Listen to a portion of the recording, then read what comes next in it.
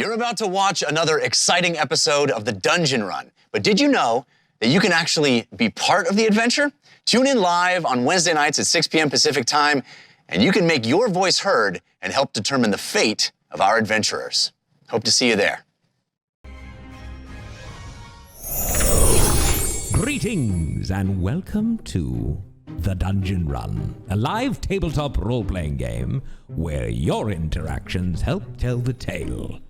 I am Lord Ereban, the Keeper of Secrets, and I have brought these adventurers together and set them on an epic quest to decide the fate of the world. When they found my amulet, it gave them the key to unlock the mysteries of Ein and allowed them to communicate with you, the Watchers of the Time Stream. Now you have the power to help or hinder them as you see fit. If this is your first episode, fear not. Our Dungeon Master will catch you up on everything you need to know to jump right in. And you can always watch past episodes by visiting our YouTube or listen to the audio version by searching for The Dungeon Run wherever you get fine podcasts. The Dungeon Run is made possible through the generous support of our patrons. Bonus shows, special content, and more is available when you become a supporter at patreon.com/thedungeonrun. And join the incredible Dungeon Run community by visiting the official, unofficial Discord at thedungeon.run/discord. Also, don't forget to like and subscribe. It really does make a difference. But now, sit back, relax, enter the world of Ein, and let the dice roll! Yay! Welcome, here, baby! Welcome, Watchers of the Time Stream. Welcome, patrons, to episode 107 of the Dungeon Run. So excited to have you here, even and especially if it is your first episode. We're going to get to a recap so you know everything you need to know to jump right in here. So hang tight from that, but cast! Welcome! Hey! I haven't seen you guys in a little while. I was sick last week, so I appreciate you guys bearing with me. Glad to be back. Glad to be back. We're glad you're back too. You sound much better than you sounded last week. I did not sound. Yes, I was. You barely sounded upright. like you had the Nonezzeron voice, like altering thing on, but you actually didn't. It was bad. Whoa! And we have had we've had a big week. Depending on your... Yeah, it could have been. Maybe I should have left it that way. We've had a big week. We, as I said, we are made possible. The life's blood of this show is our Patreon. Our patrons over there at patreon.com/thedungeonrun. We are grateful for you and your support. And we've had an awesome week. There's a new cast secret up. I think maybe 2 since last time we spoke to you. Yep. We have all kinds of awesome stuff. Last week's we took off the rundown as well, but the rundown is the cooldown. Cooldown, excuse me. I still have a brain fog. Rundown was a little show with Trisha Hirschberger. Yeah, we love that show. Cooldown is our companion show. You can check that out most weeks if you're a patron as well. We got merch at the merch store. We got the new website rocking and rolling. What am I forgetting, you guys? I think that's about it at the moment, right? But Katie's back on hotel Wi-Fi. We apologize in advance. Yep. Okay. Katie spends a lot of times in hotels, so that's just going to be the way the show goes now. Listen, I travel a lot to Denver. I will be a little bit that guy though, and say that there's some very exciting stuff coming next month for the channel that we won't give any more details about right now. But be on the lookout. Yeah. Really cool stuff. So stay tuned and keep an eye on that Patreon as well, because patrons will be the first to know at patreon.com/thedungeonrun. Also, if you're watching us live here on Twitch, twitch.tv/thedungeonrun, you can support the show live in real time. You can purchase advantages and disadvantages for or against the team and myself.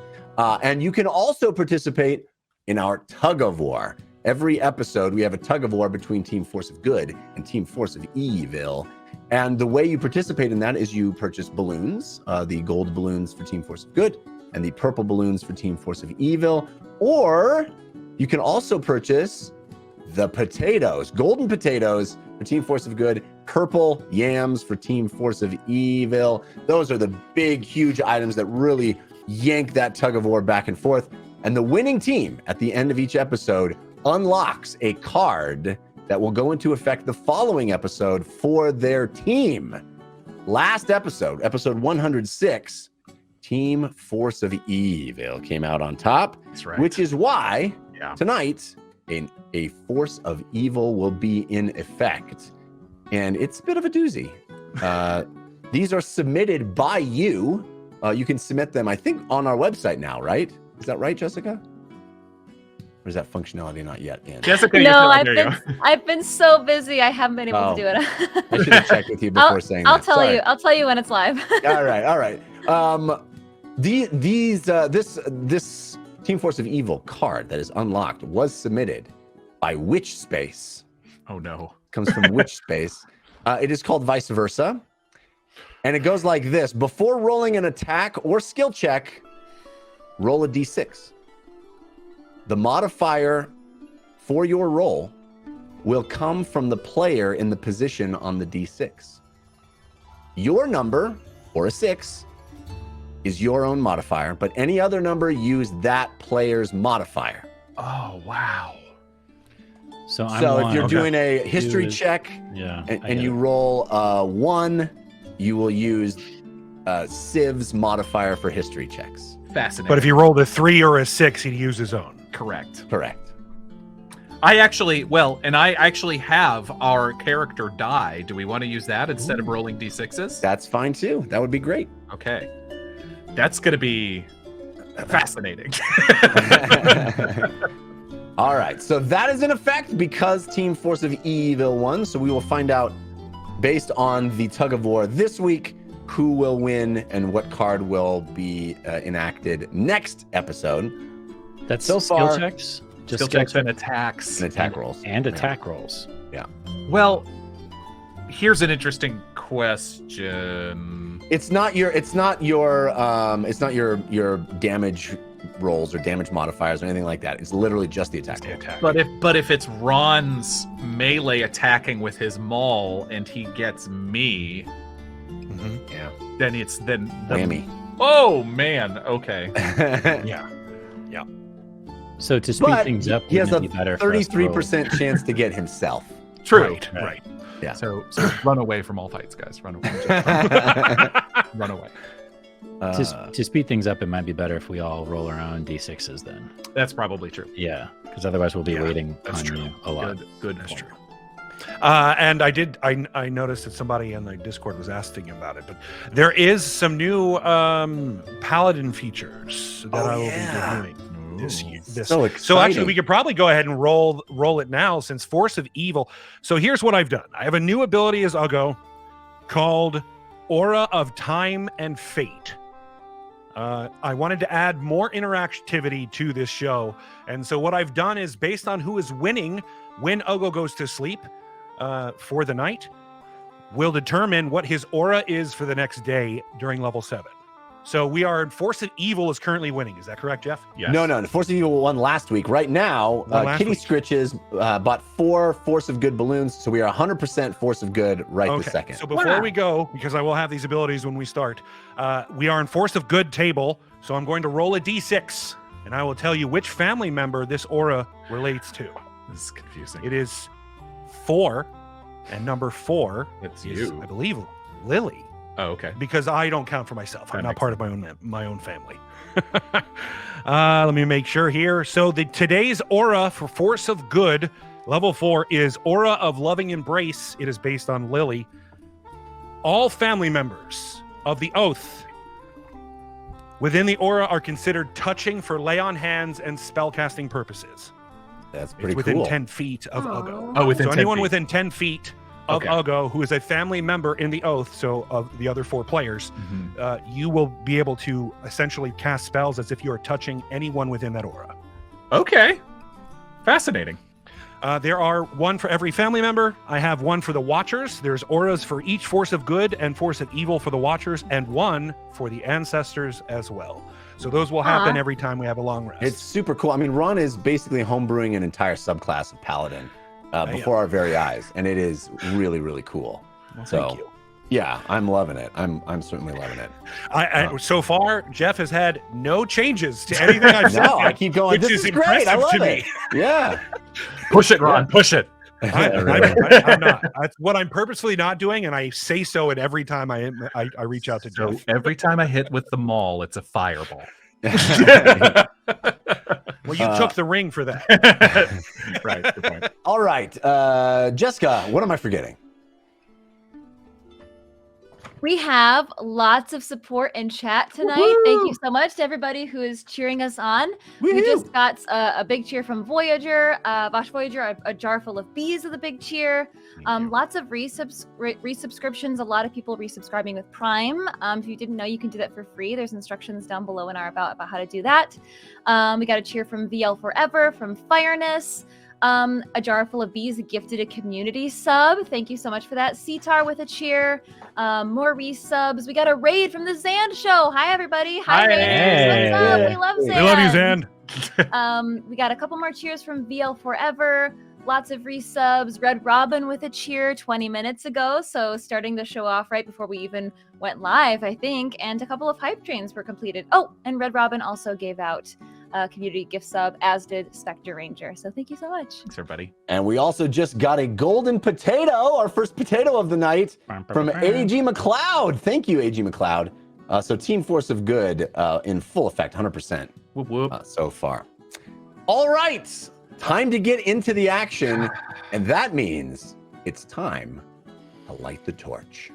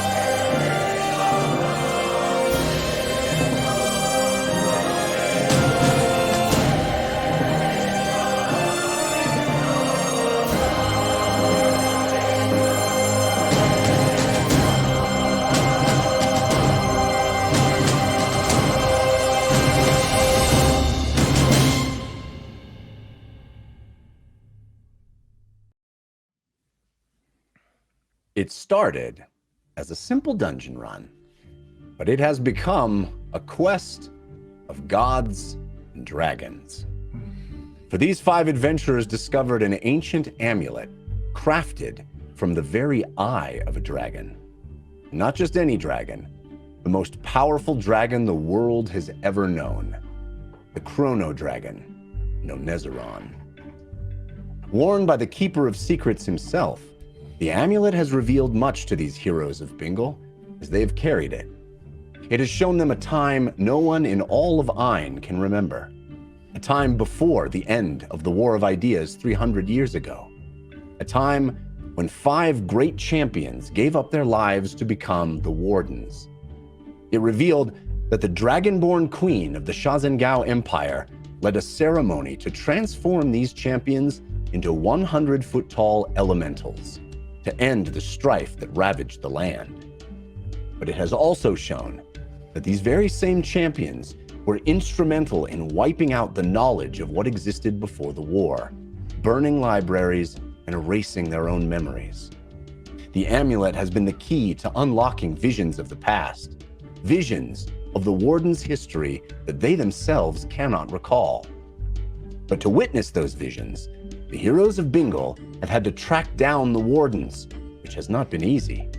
They discovered that a cabal, made up of some of the brightest and most capable individuals in all of Ayn, captured the Wardens and siphoned their power. The heroes battled members of this cabal and managed to free all 3 of the Wardens they had imprisoned: the Storm Warden, the Inferno Warden, and the Typhoon Warden. but not before the leader of the Cabal, a spellcaster known as the Ashen Mage, extracted the motes of power that had created them. Things got even worse atop the volcano called Sky Scorcher Peak, where the Ashen Mage confronted the heroes and demonstrated her power. Alongside an undead army and dozens of dragons, the Ashen Mage waged war against the mighty Wardens. Amidst the chaos of that battle, she offered Fahima a place by her side to bolster her ranks as the 5th member of the Cabal. But another of her allies, a tiefling rogue named Vic, was in love with Civ. They had grown up together in Olsvach, the bisected city. The Ashen Mage purchased Vic from a vicious crime lord in the city, the same crime lord that had recruited Civ as a young boy. Seeing the Ashen Mage offer a place in the Cabal to Fahima instead of Civ infuriated Vic. She lashed out, smashing a strange porcelain urn, which unleashed a terrible blast across the land. Her final words to Civ were to seek out the grave of the chrono dragon, Nonezzeron. And so they did. Fighting across the land against demons that appeared in the wake of the blast, they journeyed first to Turles, where they retrieved a devastating magical item known as the Godslayer Blade. Hideous creatures bombarded the city, led by an unrelenting demon lord called the Lord of Crows. To end this menace once and for all, Civ wielded the Godslayer Blade in the only way he knew, by calling upon you, the Watchers of the Time Stream, to charge it, to infuse it with supreme power, the power to strike down any foe. And you granted his request, imbuing the hilt with crackling potency. But the devious Lord of Crows was ready. It stole the charged blade from Civ's very hand and used it against a warden, disintegrating the Inferno Warden in a single swift strike. Still reeling from the death of the warden, the heroes of Bingle resumed their journey toward Nonezzeron's grave. The path north brought them toward Fahima's hometown of Axbright. There, they learned that her missing father, Conroy Tig, had been searching for the Quake Warden, a search that took him to a little-known region far to the west called Orms. The heroes knew that the Ashen Mage was also tracking Conroy and looking for the Quake Warden, so the race was on to reach it before she did. But the path forward was treacherous. They ventured north into Shaxen Gao territory. The Dragonborn Imperials were notoriously hostile to Latlanites, so the heroes steered clear of the border city of Zhong. Instead, they veered east, spotting dragons circling in the sky. The flight of the legendary creatures led the team to an area displaced in time, a collision of seasons untethered to the natural chronology. In this place, they discovered the entrance to what was once the lair of the Chrono Dragon. Dead and gray, the cavern had become a tomb, the final resting place of Nonezzeron. Investigating the dragon's remains, they discovered a piece of its skeleton was missing, a bone plucked from the unchangeable ground by some unknown means. What's more, they witnessed another vision in this place. The Secret Keeper's amulet showed them a moment 300 years ago when the champions of the Ariat Age raided this lair and attacked Nonezzeron. The heroes of Bingle watched the battle through the gossamer haze of time, a moment layered upon their own. The greatest fighters of the Ariat Age against the mightiest dragon of all time. But at the climactic moment, when the fight turned in the champion's favor, the Chrono Dragon escaped, leaping forward in time 300 years. Nonezzeron arrived in the precise moment when the heroes of Bingle stood watching. Sensing a trap, it attacked, forcing the team to once again turn to the Godslayer Blade, lest they be wiped out by the deadly creature. As before, you granted Civ his request, charging the weapon with untold power. But this time, Civ's attack found purchase, felling the enormous creature and sending its corpse back from whence it came 300 years ago on the very spot upon which they stood. Then, in their vision, they saw the champions of the Ariad Age repurpose the body of the Chrono Dragon to forge a weapon. The very weapon they had used to end its life. Nonezzeron's heart became the hilt of the Godslayer blade, and its eye became the Secret Keeper's amulet. After the vision faded, questions remained. So James used his ability to speak to the dead. Rousing the enormous skeleton of the Chrono Dragon, James discovered that a mysterious figure called Onivrius the Keen had been central to the War of Ideas. Using everything they knew, they reached out to the Shaxen Gao Queen using sending. Impossibly, the Dragonborn matriarch was still alive 300 years later, and she was waiting for them. Finally leaving the tomb, the team had to deal with a number of wyrmlings congregated outside the entrance. As they considered their options for escape, James summoned a demon. The resulting chaos left the team in turmoil, uncertain about James's motives. As we ended last week, the Heroes of Bingle faced questions large and small. What to do next? Which path moved them forward? And who to trust? And that is where we pick up this week. Killed it as usual, Jeff. Thank you. As we resume our tale, the team has moved west out of the hole in the ground that led into Nonezzeron's tomb. Mm-hmm. And through this strange seasonal mishmash, this temporal anomaly that exists around the entrance of that lair. And they move west out through snow, into spring, into the heat of summer, into rain and wind of fall, all of it within mere feet of one another. But can they continue to move west out through these strange patches of different seasons and heading back toward where they had stashed their horses and their cart. And a celestial bear. And a celestial bear, indeed. Can't forget, what's his name? Buddy? Barry? Buddy. Oh, Barry might be better. Buddy's pretty good. Is it Barry or Buddy? It's fun. It's whatever it wants its name to be. Aww. Buddy is such a funny name for like a magical beast. All right, so all of you are have just had that experience of fighting the wyrmlings and fighting the demons. You jumped through a portal that Behemoth had conjured, and you are moving west out of this area of strange seasonal and weather effects. Can we see like Zhang itself from where we're at? No, but if you continue moving west, you would see it. You would see the city as it butts up against the mountains, but you're a bit of a ways from that at this point.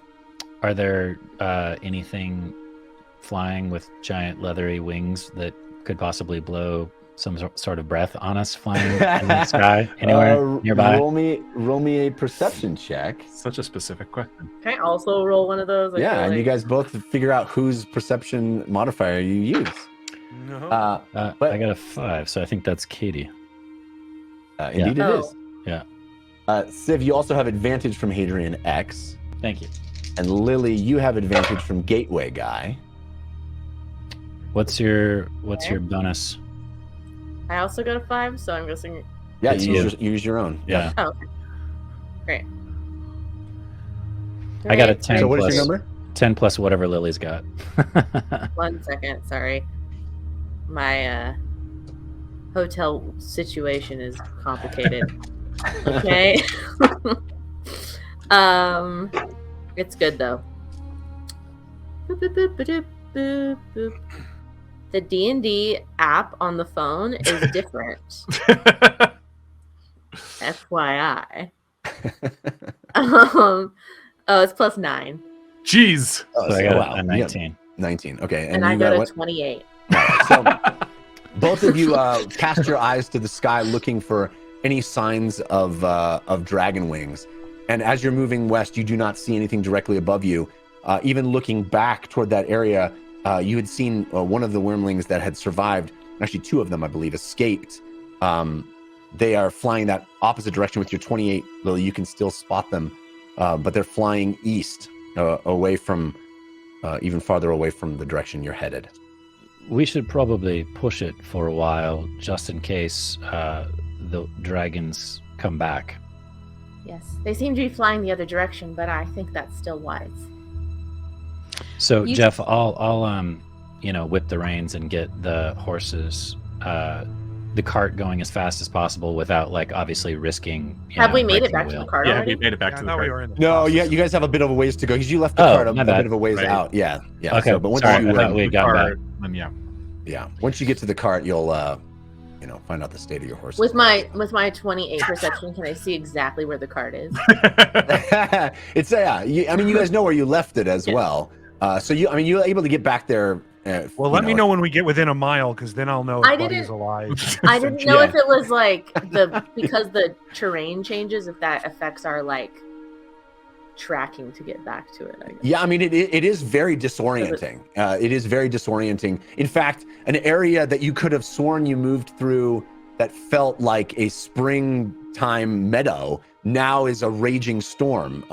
It feels like even in the time that you were in the lair underground, even in that time, it seems like the places seem the same. The direction you're tracking, as you're moving through, it seems like you went through this meadow before, but this meadow seemed like it was springtime then, and now even in that shorter period of time, it has changed into a completely different season. It would be very trippy.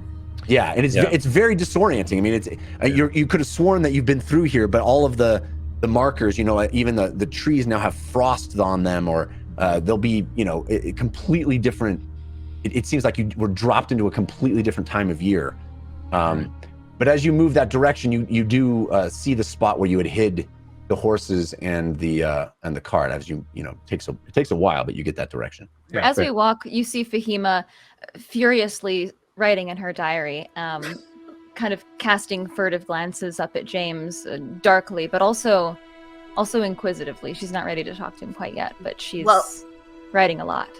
While Fahima's doing that, Lily is just not making a deal out of it, but just gently guiding her from running into anything. I got one arm on my elbow as I'm writing. I know you're in the mood, and I'm not gonna interrupt, but I'm just gonna ever so gently make it so you don't trip over. It's like trying to cross the street while texting. Yeah, I love the vision though of Lily, like her arm raised in order to hold your elbow. Just so short next to you. Perfect. Little gnomish body. Yeah. Just little taps, like when you're dancing with a partner and they lead you.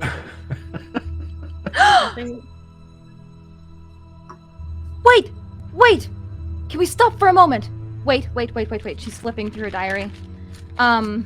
So between last session and now, I pulled out the original note that Jeff gave me from the beginning of the show. And there's something in here that says, when your father left, he simply told you he was off to find something marvelous, but days shortened to weeks, or stretched to weeks, and weeks to months, and you start to get worried. And so Fahima pulls out this note that she had kept tucked in her diary. And in the note he left for you, he wrote, blah, blah, blah, blah, blah, blah. Fahima, I am headed to Pash, shouldn't be long. Exciting times ahead. I'm on the trail of something truly marvelous. I'll tell you about it when I get back. Marvelous. Be good and don't neglect your studies. Yeah, when she says marvelous, I'll go. So she has the letter out from her dad. Marvelous was the exact word that the Shaxen Gao queen used to describe what. Yes, and it can't be a coincidence, right? No, he said it twice. It could be, but it's word. Peculiar for certain. Does your father know the queen? At this point, I don't know who he knows, but I think Can ask. Is it too dangerous to send a sending to him? Yeah, ask him. Well, if he's on the trail of something truly marvelous, and he was headed towards Orms, perhaps we should go to Orms. Yes, Because he won't talk already. We have already asked him what he is doing, and he won't and Li tell Zhao, us. we'll reach Li Zhao before we reach Orms. Li Zhao is on the way. If Yes, we that's are true. welcomed in Li Zhao. Right. It's Well, assuming a lot. we could stop and try if it's on the way to present something marvelous. You know, that's a subjective word. It is. But it is So- peculiar. We could try, and then if it is something specific. Are there any stories in Shaxen Gao history that identify things that are marvelous? Like the marvelous artifact of Shaxen Gao? Jeff, has James ever in his readings ever heard anything like that? No, there isn't anything specific that is that word conjures from your readings. No, I mean, So it is We- not cultural. Okay. We have a map of Ein like the players do, right? Yeah. Can Fahima determine how long it would take them if they went to Orms first? Yeah, so where you are How far now, out if away? you're looking at the map I am. of Ein, you are just east of Zhang, right. right there below the word Shaxen Gao on the map. Right. Sort of in between the picture of Zhang and that little lake. Can we see the letters of Shaxen Gao from where? No, I'm kidding. You just see the N and the O. That's the only thing you do. What is that? Morgan. Oh, those aren't words. They're actual. It's a very strange That was weird. landscape feature. So I mean, it's going to take quite a while, even just to get to Li Zhao, if that's where you're headed. Li Zhao, of course, is the seat of imperial power, the royal city of the Shaxen Gao Empire, and so even just to get there will take days and days of travel. And then Orms is so Li Zhao sits at the northern point of the Monarch River. It literally built right on the river. And so on the other side of the river and then to the west is this area that on all the maps that you have had in your lives as people who have lived in this land, you have not seen anything called Orms on those maps until you met the map maker Baker in Axbright, who pointed out where Orms is and only knew of it because of Conroy Tig. And so in that, the one indication that you have of where Orms is, it is a few days travel west of Li Zhao. So it's not a hop, skip, and a jump, but it is in the same general vicinity. Okay, so in a few days. Would the Shaxen Gao family really expect us to present them with a Quake Warden in order to meet the Queen? Well, It's a rhetorical question. I'm just thinking. I'm curious, Human Fahima, why do you think we need to go to Orms first? well, just based on the marvelous. Something marvelous. I see. I would like to at least attempt to talk to the Shaxen Gao Queen first, even if they turn us away. Especially if that gives us the opportunity to find the Keeper of Secrets. Yeah. Which I assume is our main goal. Well, yeah. Talking to the Queen gives us more information on how to find the Keeper of Secrets. Correct. Which was what your father told us to do, was find the Keeper of Secrets, and that might help us find the Quake Warden. What if the Keeper of Secrets is in Orms? Well, then we'll go there. But we'd only... Well, we don't know. We have no idea. He could be anywhere. Right, but doesn't the Queen know something about the Keeper of Secrets? We assume... Supposedly. It's an assumption, but I feel like it's a safe one.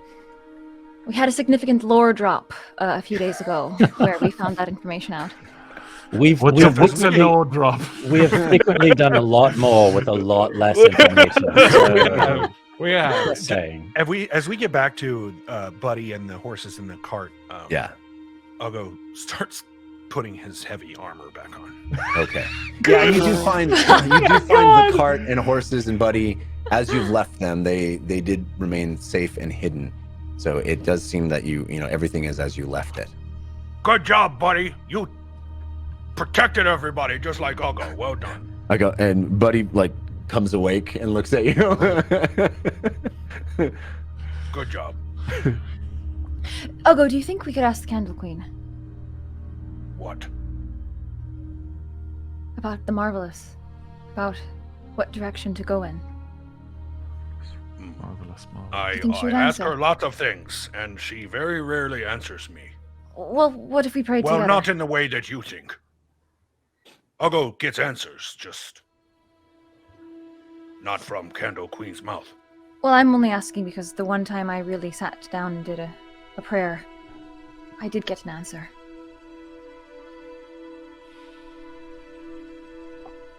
How? Candle wax. She speaks to me in flickers. Just a thought. I will think on it. Okay. James? Yes. Are you alright? That was a bit scary.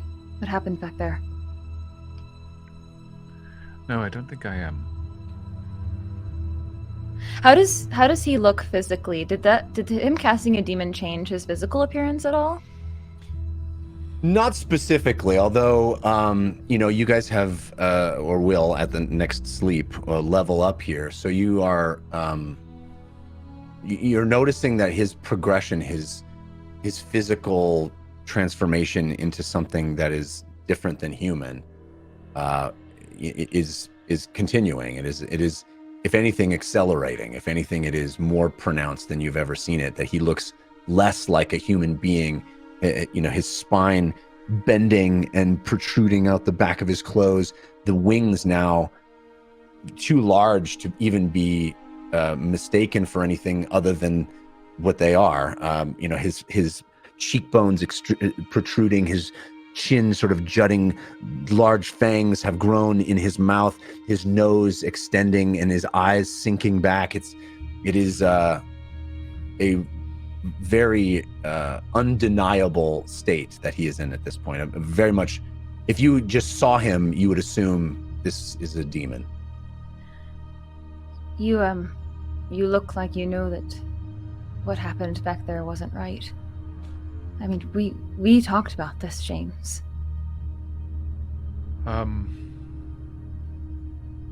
can see that I've made you all upset. Or some of you, at least. I'm fine. Good to know. Also Well, upsetting.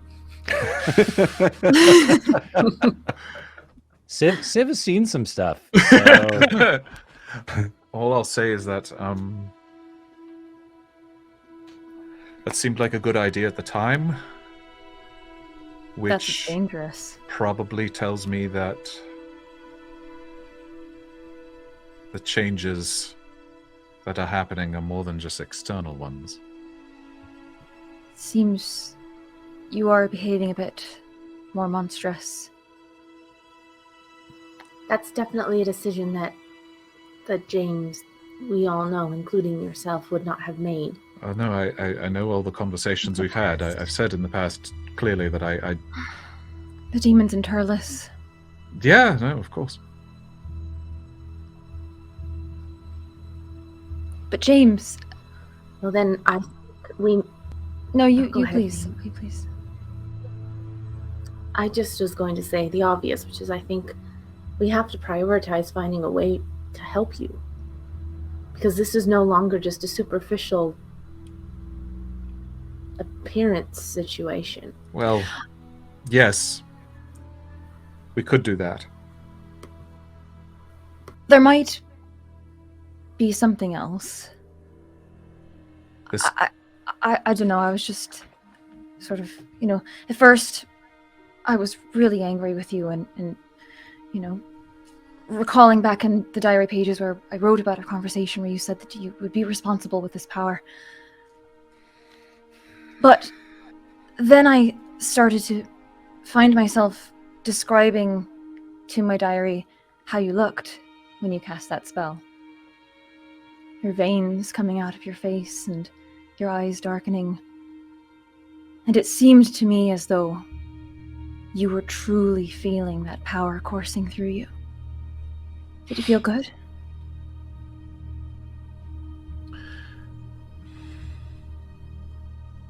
I don't know. Sometimes As I just someone- wonder if this power that we're all feeling, the more we stifle it, the less effective we'll be against these powerful enemies that we're about to face. What if we I need this disagree. power? I disagree. Ugo had rage. Uncontrollable rage gave him many power. I am not angry at James. I feel no anger. I feel disappointment. Now, His nature. I am stronger than I was before. You do not need anything that you have. It is choice, always. But what happens? We take away, we find some sort of cure for James and we take away his power. Then what? Then we're It left is up one to man James. down against It this is up power to that we're fighting. James. Maybe I should go. That is the worst option. No. We need you. Yes. I also need you to remember what it means when you make decisions like this. And the reason I need that is because that is what you have taught me, James. You were the one that made Ugo realize that rage is dangerous. More dangerous than strong. It has power. Had power. But there are When I could no longer control it, I gave it up.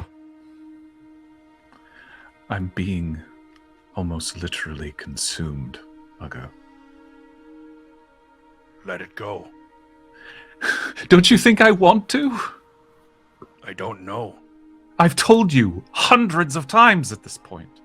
You also tell me the power that it gives you and the benefits that we get from you having said power. Fine, I decry Shothragot. I'm done. Goodbye. Fahima looks around. Was it as easy to pick that up? Did you just read the page and say yes, and then you were Warlock?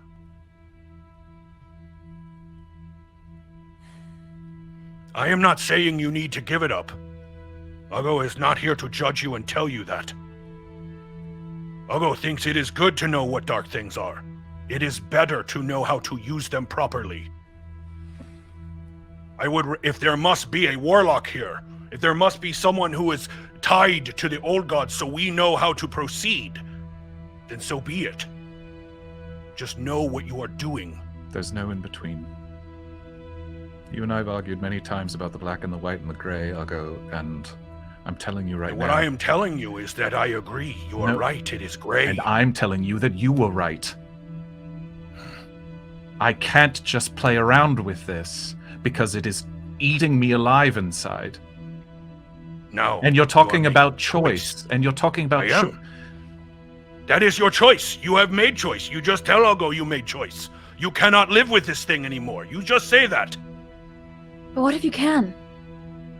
You're different, James. We all are. What if you can? What if we practiced together? You know, what you do with your power dictates how you grow, and what if we sort of practice spells that... I can't live with the possibility that I'm going to hurt you all. That I'm going to be the thing that stops you from saving Ein.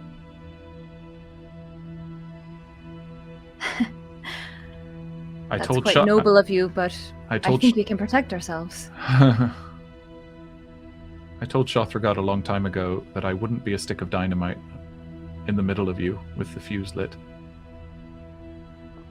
And that's exactly what I've become.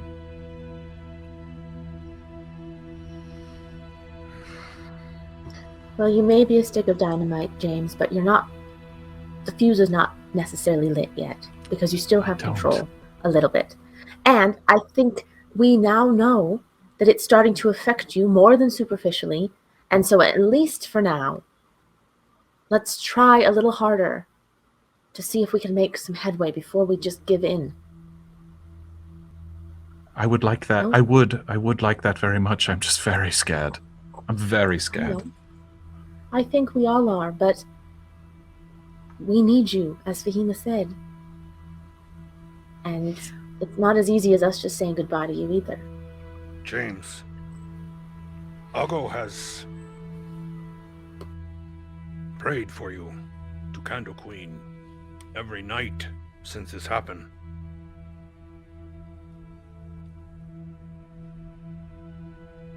Perhaps she is in my life, and you have taught me things so that she could be in yours. Do as Uggo did. No one lead Uggo. Dondo tell Uggo his own choice, his own path. And now look at me. And Uggo, who in the party is hurt currently? Or looks bruised or beat up? I'm good. Just Uggo? Yeah, I think I'm good. After the last short rest, I think it was just you. Yeah, you guys are all good. Yeah, just me. Yeah, just me. I feel stronger. I don't know if it will work. I have no idea. But there's one thing that I learned.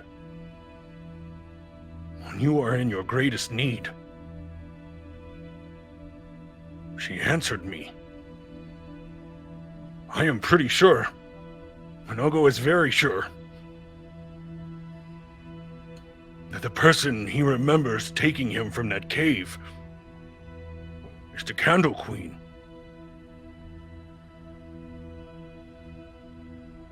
I asked her. She said, do not ask questions you already know the answer to. She was helping me before I even know she existed. It is not coincidence that her is on the order, on their symbol.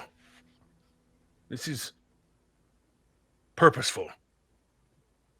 Again, I do not know if it will work, but all you must do is reach out. But it cannot be superficial.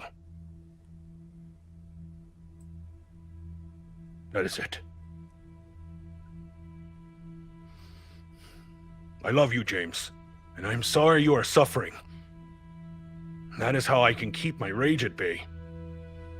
This is happening to you. And I am sorry that I can do nothing to stop it.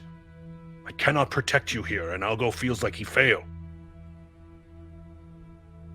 If it comes down to it,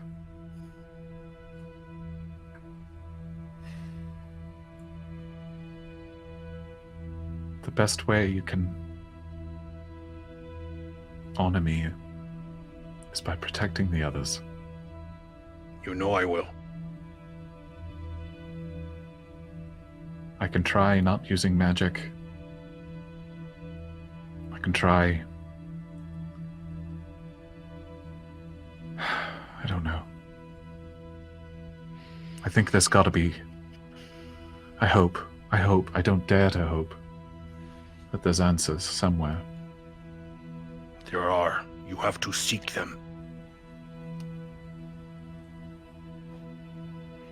It just feels awfully silly putting my own problems in the way of the entire world. Your problem is the world's problems. Friend, you are but one of all of these people. Me, I am but one of all of these people. We are all of these people. Our problems may look different, but they are the same. And right now, no one knows what happened, and that seems to be the biggest problem.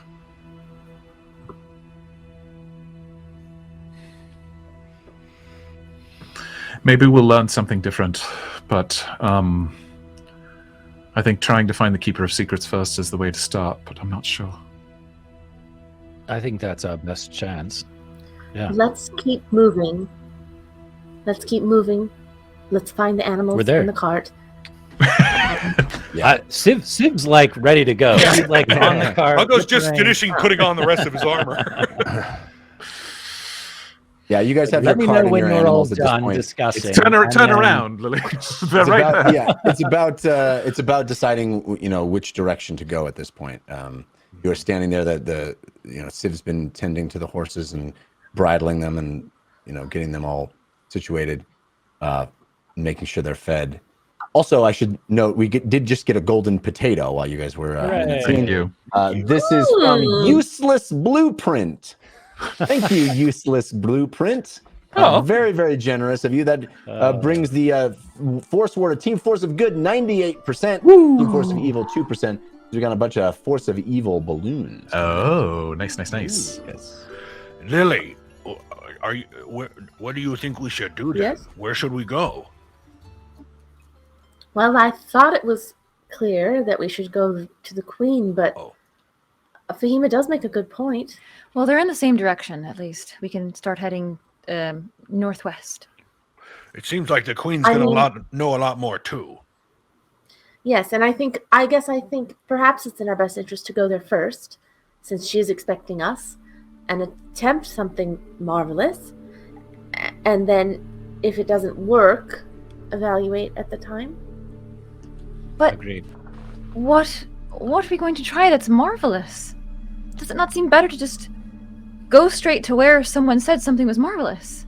If you give me an hour, I could try to cast Sending to Conroy and see if he... like it when you do that. Well, no, to Conroy. I mean, he doesn't. He's not a fan of it. That's true. But What if it's a new non-contagious disease? Sorry, what? What if the new marvelous thing is a new non-contagious disease? Well, what's an example of that? For example, demons have risen up all over the land, and now there is one man who is stricken with demon sickness. I am not joking. I mean, I think we could present quite a talent show. I do think we could present something marvelous. We can tell of our tales of all the battles we've been through. I mean, our story alone is marvelous. We're 5 strangers. We might less want than a year to... ago. Oh, boy. I'll go solving 2 problems with 1 stone. Baking 2 scones at once. What? Right. You look like demon, hard to get in city. Unless you are brought there because you have a brand new, non-contagious disease that makes you look like demon. I have some fun clothing in my disguise kit. We could put like an ascot on you and perhaps a Very hat. classy demon, yes. Yeah, Wait a minute, how many asses you got? ascot. It's a fun word for your Orctionary. It's What is an ascot? Like a neckerchief. It's a scarf. Oh, I thought you meant 2 donkeys. Like I got you an ass. This is when Civ whips the reins harder. We all fall over because no I one have was no prepared. ascot in Thornlands. Not ascot, not thing. I don't. A scarf, basically. Okay. But Fancy a scarf. Got it. Somewhere. Gentle. Yes. Somewhere unseen, Girk is hiding his collection of ascots. Girk has an entire Austin Powers wardrobe. That's good. That Girk lore just keeps getting bigger. Somewhere Girk is like, good, no one knows. He's hiding off his ascots and he just whispers to himself, "You're doing great, Girk." You're looking great, Girk. We love you, Girk. Girk with an ascot. You're looking great, Girk. All right. So the Is it worth a stopover in Zhong? So Zhong, of course, is the border city. It is nestled right up against the mountain range, the Pash mountain range, the northeastern tip of the Pash mountain range, and it extends quite a ways east and around the corner. So, I mean, if you wanted to get into Shaxen Gao territory, there's two options. One is to go through Zhang, Right. which would be the direct route. And of course, you've been told many, many times how unwelcome Southerners are in that territory.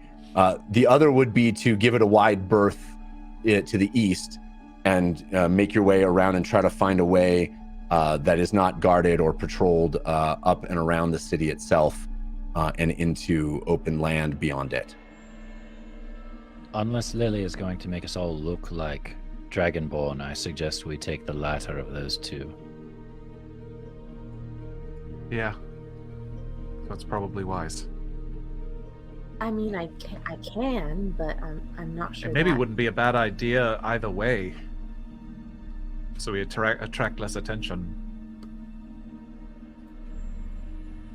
Okay. Well, I'll do it when we get closer, perhaps. I Right. don't know. It only That's lasts good. 8 hours, so. We also don't necessarily know a lot about their customs or the way they talk or their laws. Or do we, Jeff? Do we know? I mean, certainly there's lots written about the Shaxen Gao. There would have been lots in the Nightstone Abbey Library. I'm sure Fahima read lots about them.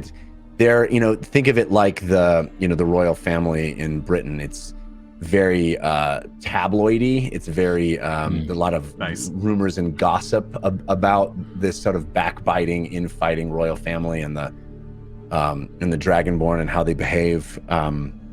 So there's certainly as closed off a society as it is there, and as unwelcome as many people have been in many years. There's definitely a bit known about them. I think I don't know if you'd be able to know their law structure inside and out, or you'd know exactly how they Right. sound. I don't think any of you have encountered them, although you did encounter them 22 years ago when you were time Right. traveling. So there's that.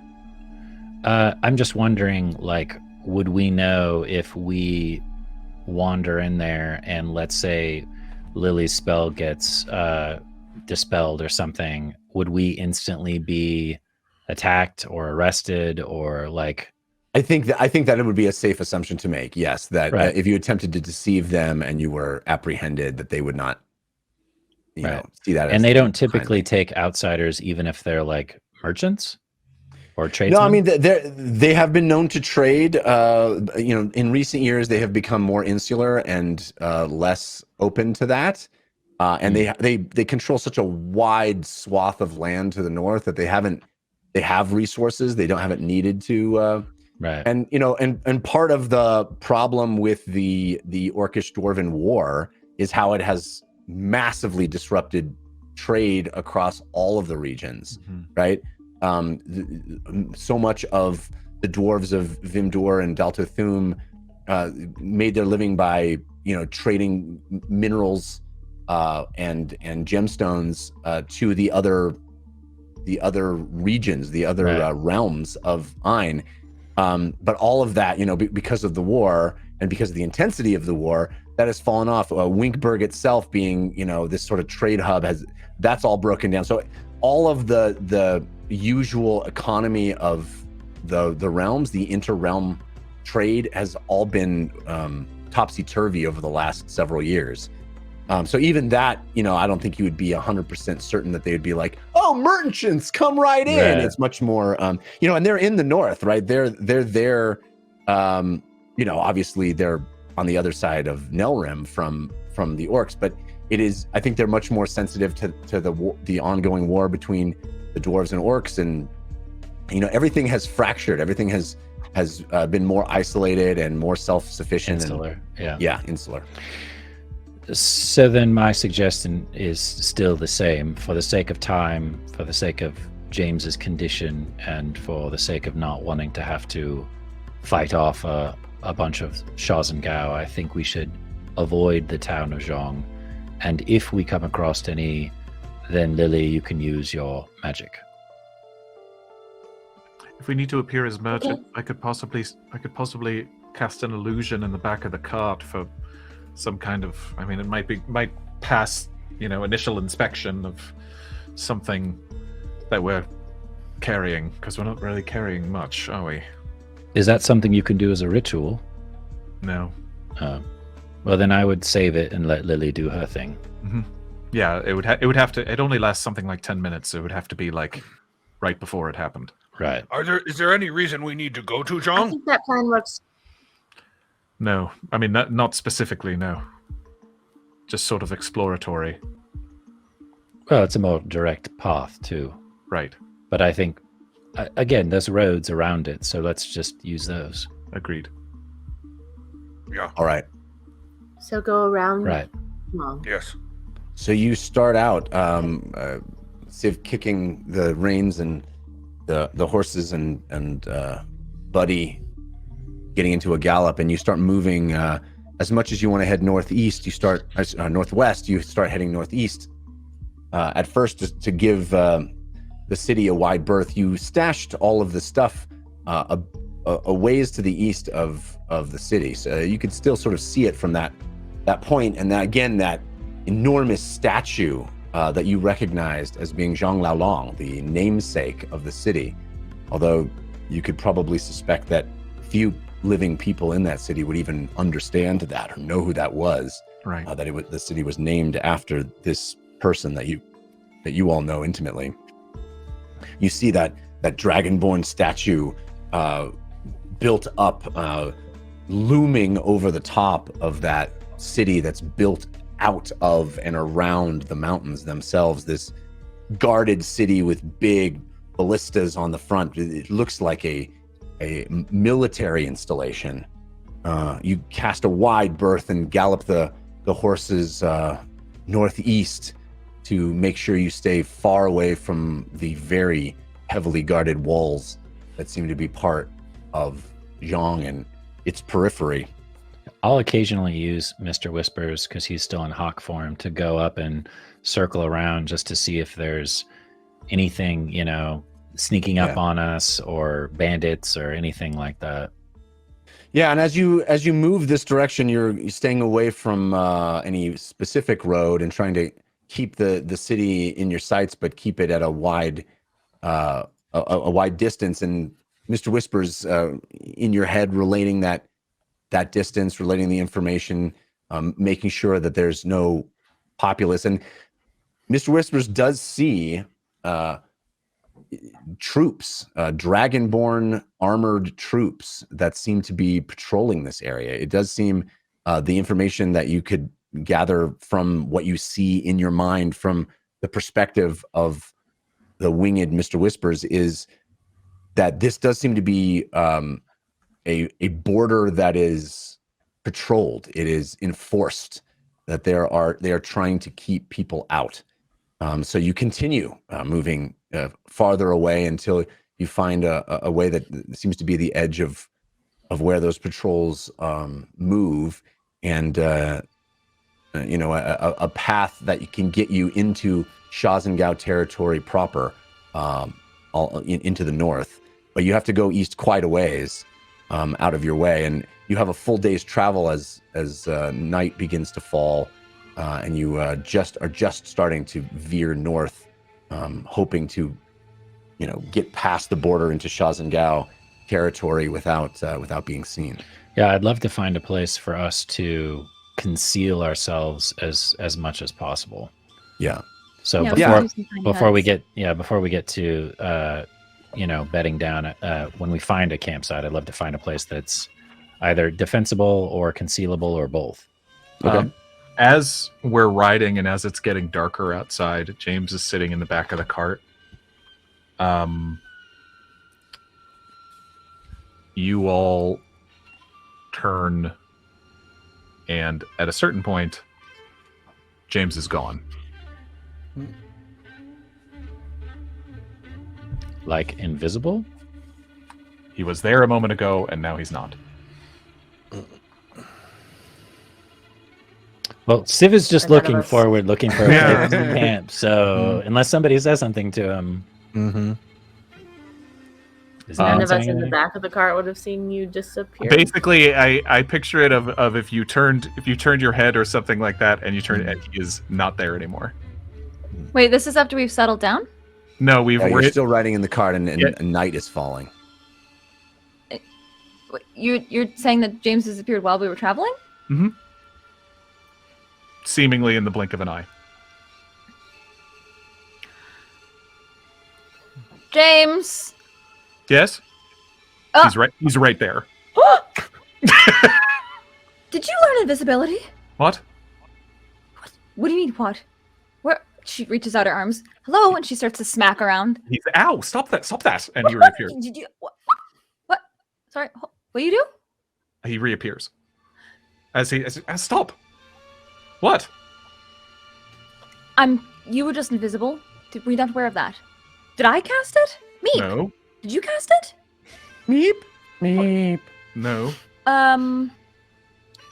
Yes, you were just invisible just now. She's gonna do an Arcana check on him. And as James sort of like settles down and thinks about this, he disappears again.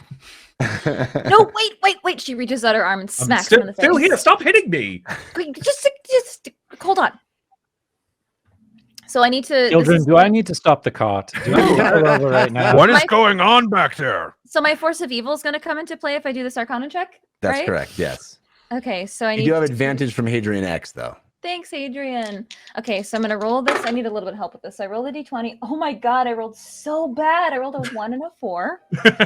But my modifier is pretty good. And you have to roll a d6 for your modifier. Find out who your modifier, whose modifier you're using.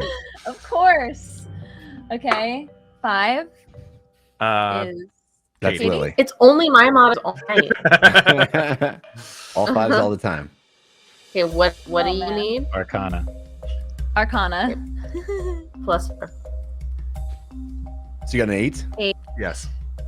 Yeah. I mean, it certainly doesn't seem to be a natural thing that happened. Wait, I'm sorry. Hang on. And James, like, seems to think about it and disappears and then reappears and then disappears. And it almost looks like the shadows kind of go and then keep going. Okay. I'm still here. I'm thinking this is a warlock thing then. Okay, perhaps this is obvious question. I but didn't what realize are I you was doing anything, but apparently I'm a bit better with the shadows now. And you can control it. Yes, and he disappears and reappears. What do you think at when you go will. invisible? Well, it's not exactly... I mean, I don't know. I'm not casting invisibility. But it seems that if the shadows are around, I can... like... Well, what if there's daylight? Meep, come here. And Meep will cast a brilliant light on you. Can you do it now? No. Fascinating. So you can only be visible in the dark. Or in shadow. Useful. Some sort of... Situational. It's the... So just to verify, everybody's okay back there. We're all right. Okay, all right, okay, great. It's an And they're elder... fine. Yeah, they're fine. It's the Eldritch Invocation, one with the shadows, that while James is in dim light or darkness, he can cast invisibility until he moves or take an action or a reaction. So if I stand still in the shadows, I can disappear. Awesome. Well, Yeah, that would have been very handy multiple times over the last, I don't know, 106 or 7 episodes. All right. Well, that's Can you teach me that? probably not, because I don't know how I'm doing it, honestly. Sorry. It's all right. I just thought I'd ask. I think you just snapped. Right. That's what James did. I snap my fingers all the time. No, Am I you're not. invisible? Sorry. Oh, dang. Well, all right.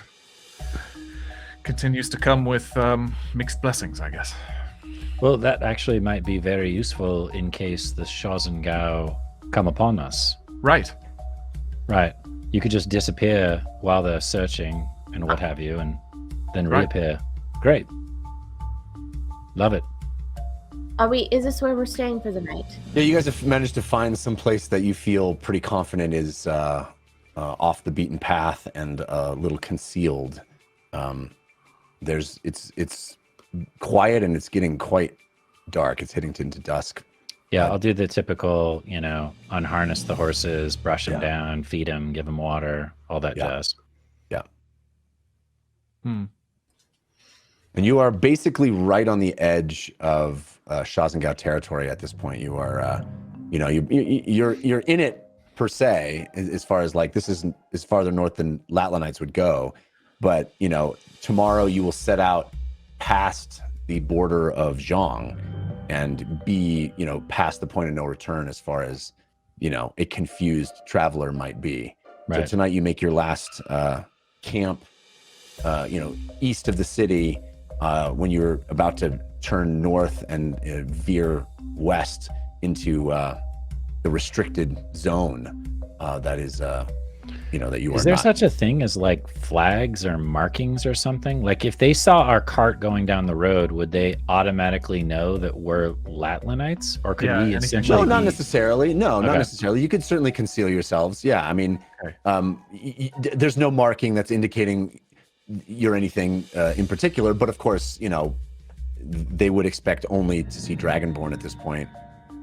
In as far as right? You don't. Maybe there are other kinds of folk that live up here, but as far as that it would be all Dragonborn from this point forward.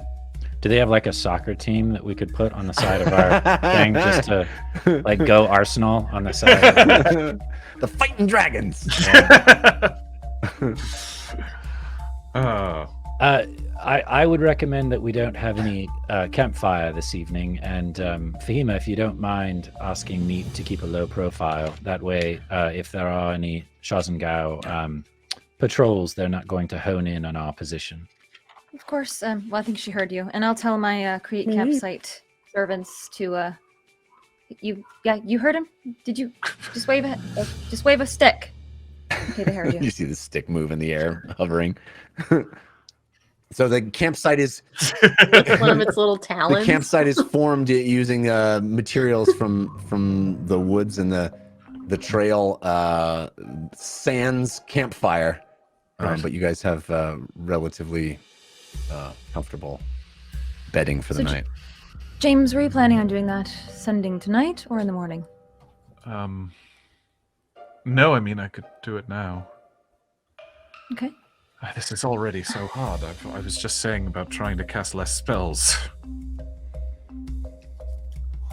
I could try my Whispering Sands spell. I didn't quite learn it all the way, but... Do you want to wait a day? There's no rush. We have several days of travel before we even get close. I don't know. I honestly, there's no evidence to suggest that me using the power or not using it is helping things. Somehow I think bringing a demon into the world probably requires more connection to a demon than not. Well, yes, that's not what I was referring to, but... Oh. I mean just simply reaching out and communicating with Conroy Tig or Fesh or whomever. Oh, right, yeah. But yes, actually, that is a good point. There are certain spells that feel different. Right, yes. That seem to be probably, because are you the only warlock in existence who can cast spells like that? I have no idea. Like sending, I mean. Could Fahima learn it? Possibly. Yes, I think so. Oh, yeah, okay. Well then, seemed safe to me. Safer to me. Would it be possible for you to teach Fahima so that she could cast it? No. Well, doesn't really work that way. I've tried learning spells out of his spell book, and it's just really hard to read through that blackness. Right. All right. I don't even read for spells. All right, I will, I'll try to cast Sending to Conroy. Okay.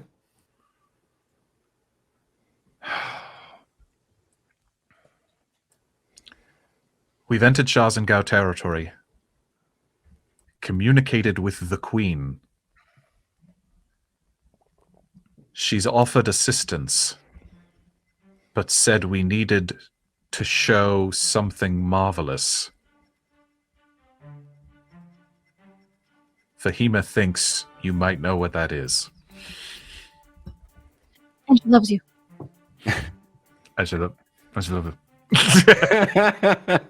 All right, that's the conclusion of your message. Yes.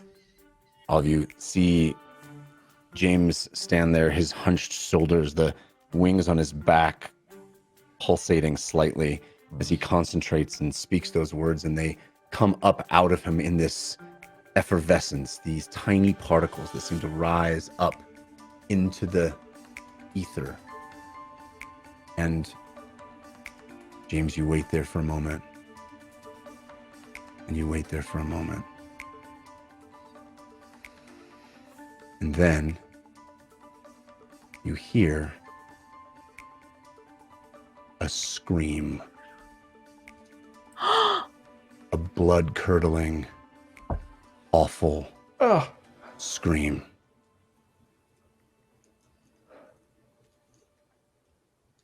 It lasts and lasts. In your head, only you hear it. It's his voice. It's his voice. Has to be. It is. What's happening? What's happening? Why are you holding your head? James, talk to us. He's in danger. What did he say? He didn't say anything. How do you know? What did you hear? Fahima, I'm sorry. What? Just tell me. He's screaming. He's screaming. Okay. That's all. Okay, well, I think we can all agree now that there are 2 reasons to go to Orms now. There's perhaps something marvelous, but also my dad. Yeah. It's still going to take us several days to get there. If it's the Ashen Mage. Don't speculate that. You have no idea We don't. what it could be. We don't. Assuming that it's something way worse than it could possibly be. He could have just broken his leg falling or something, so don't assume Maybe he anything. has a toothache. I can try it again. No, This wasn't a tooth. my dad would not scream the way James just described from Yeah, this wasn't. something like breaking a leg or a toothache. I've broken a leg. It hurts a lot. The last time we spoke to him after the dream, he sounded very uneasy, more so than usual.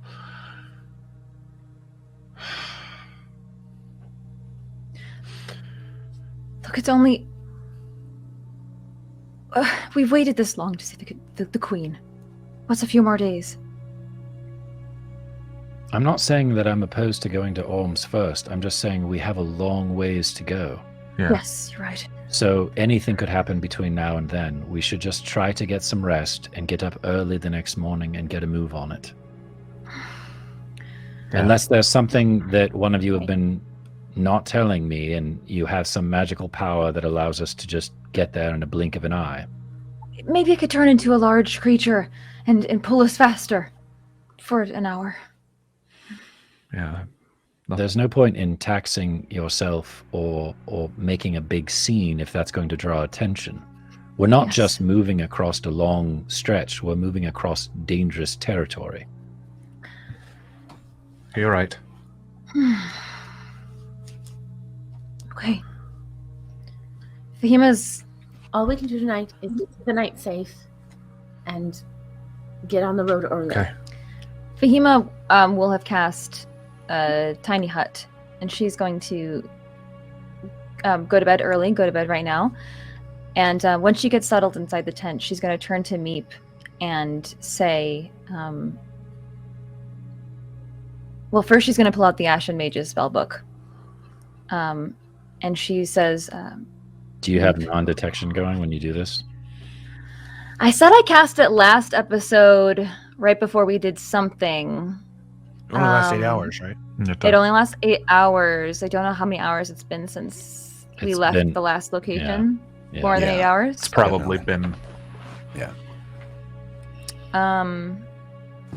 Yes, I should have a spell slot for that.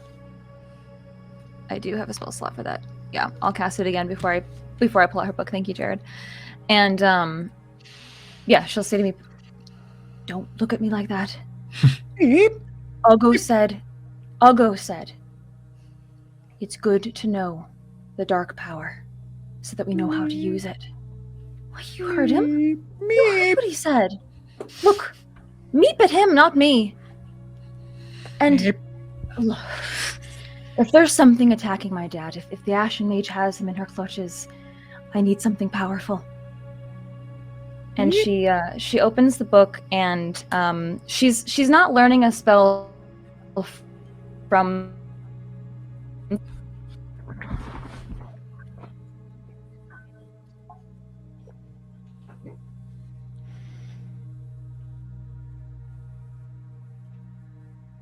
the book, because I think we've made and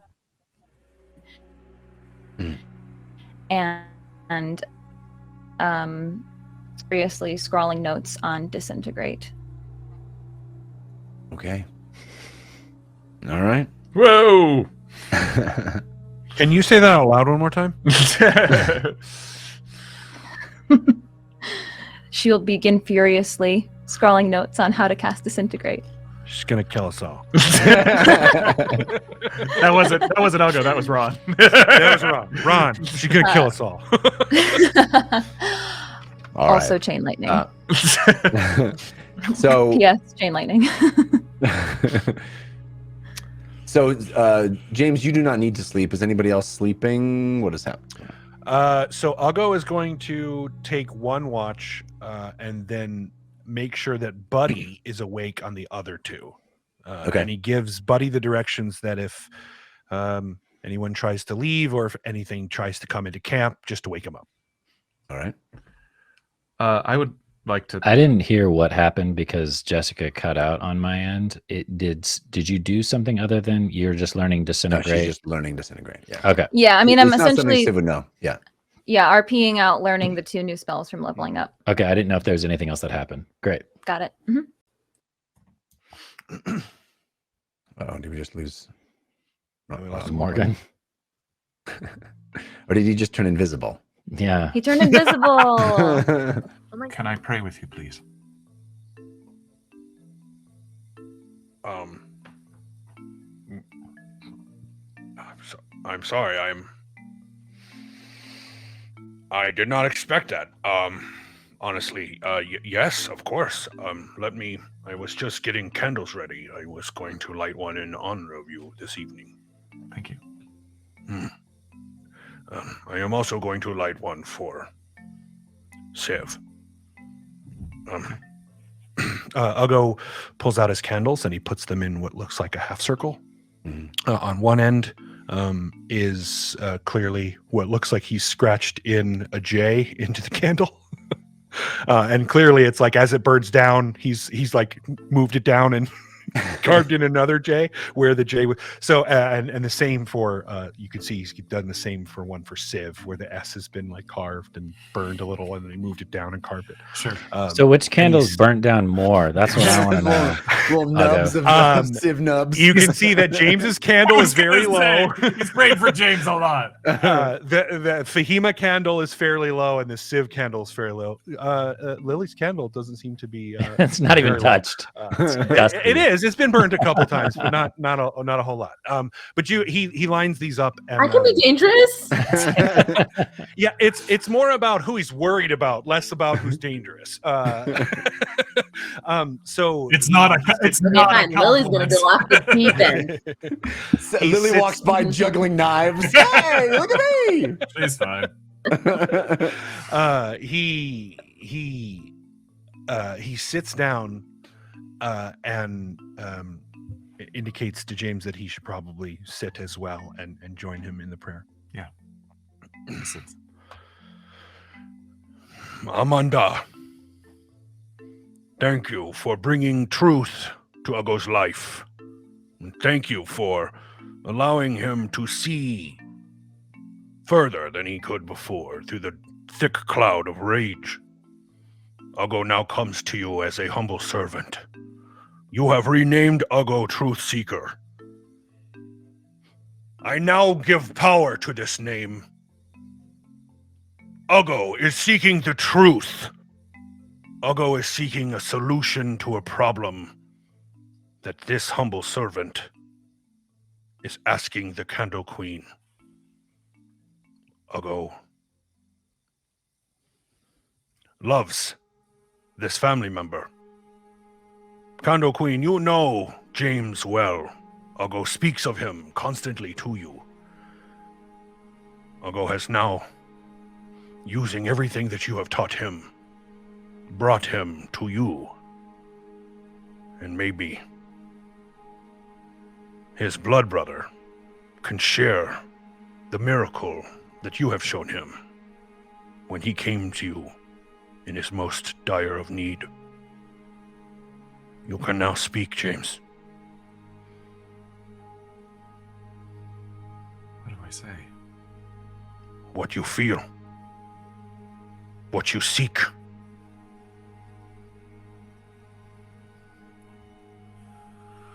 Okay.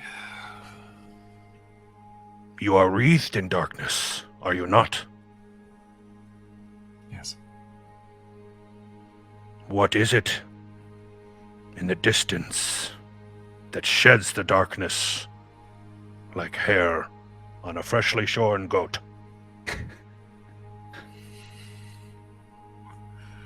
That's very descriptive, thank you. Yes.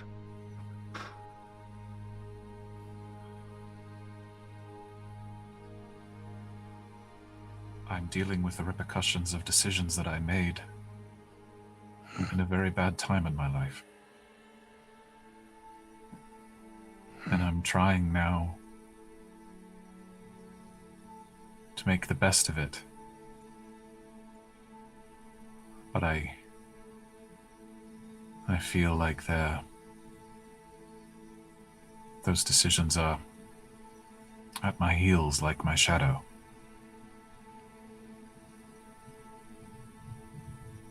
To see the light, one must know what is dark.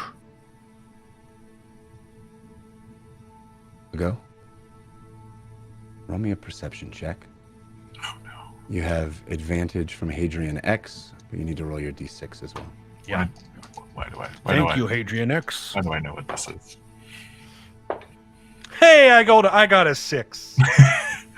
That's you. You get to use yours. You said perception? Yep. Mhm. 15. As you sit there in communion with James, looking at the candle with his initial carved in it, it flickers,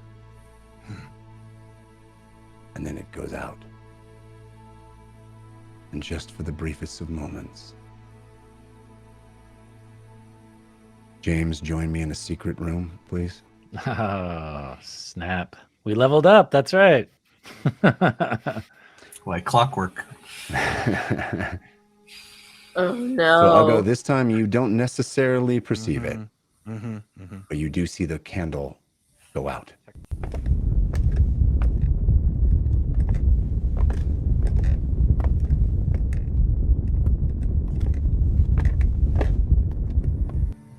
As you sit there, James, cross-legged on the ground, staring at the light of this candle,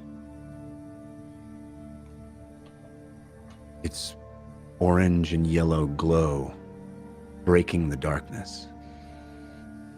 But the darkness breaks back, and the candle goes out, and you are surrounded by black. You no longer see Uggo. You no longer see anything except blackness. Blackness on blackness.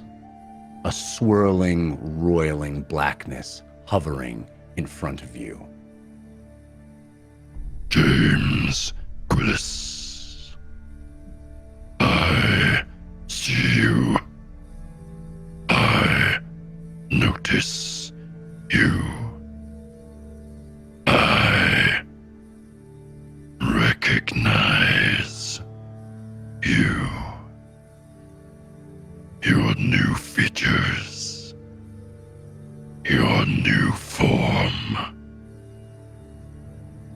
Your punishment is a gift. You are becoming more than you were. So much more. You worried about being seen, so I have given you the gift of being unseen. I continue to provide for you. James Quillis, as I have always done, despite your betrayals, despite your lack of devotion, I give you what you desire, what you need.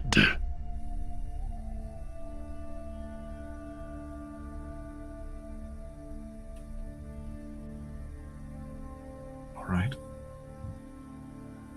And now you have done what few are capable of. You have summoned your own demon. A creature from my realm. To bend to your will.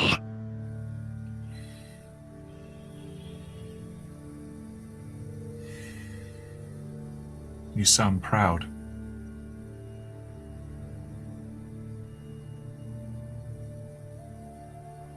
Do you recognize the power in that? The control of another being.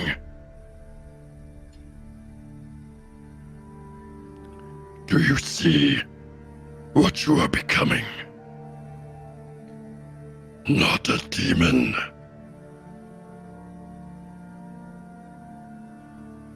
but a demon lord. Like the Lord of Crows. Yes. You have witnessed the power of the crow. But even that will be nothing compared to your final form.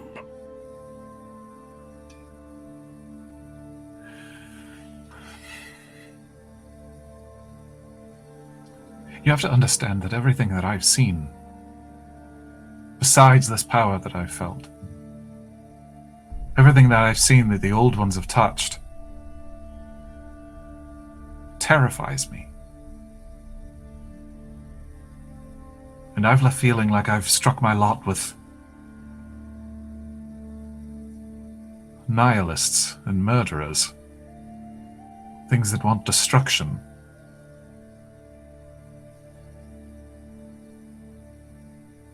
You want faith, you want devotion.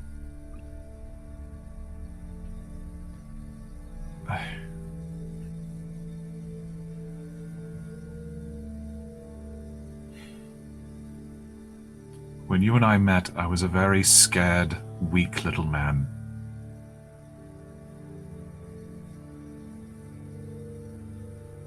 And I'm trying not to be that man anymore.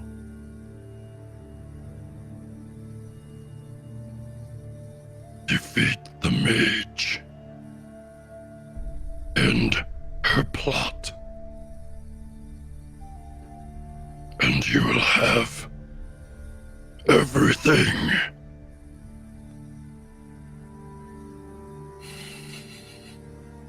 And the vision ends.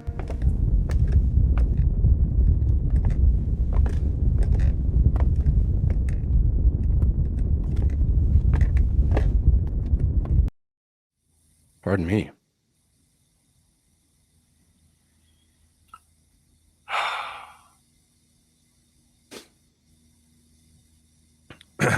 And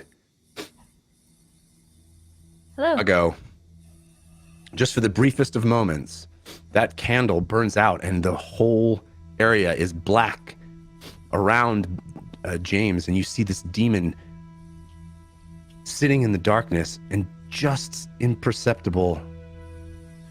So many times before, you've seen that flash where he goes away. You do not catch it this time. But there is a change in James's expression. Are you okay, James? I have never seen the candle go out before. And I'll go quickly lights it again. I don't know if I'm all right. What is wrong? Shothragot was just here. You see Uggo tense. What did he say?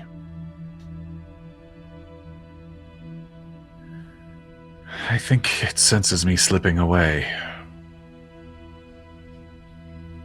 Seems desperate.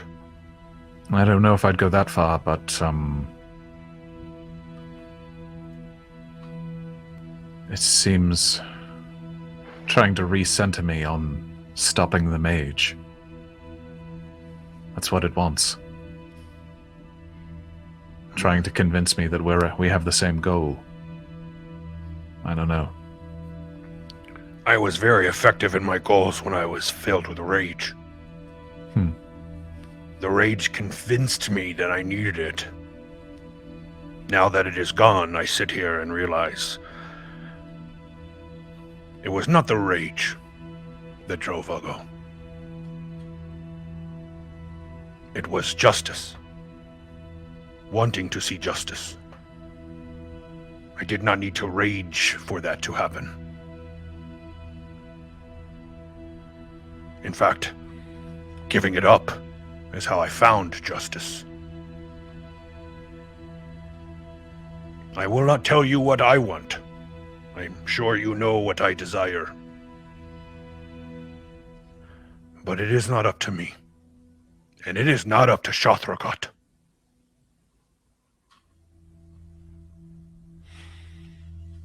It is up to you, James. And remember, your choices,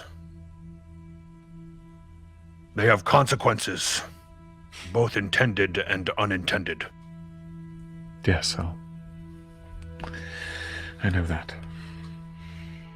And what may look like a good choice now may come with very severe and unintended consequences. My biggest fear this entire time has just been losing myself.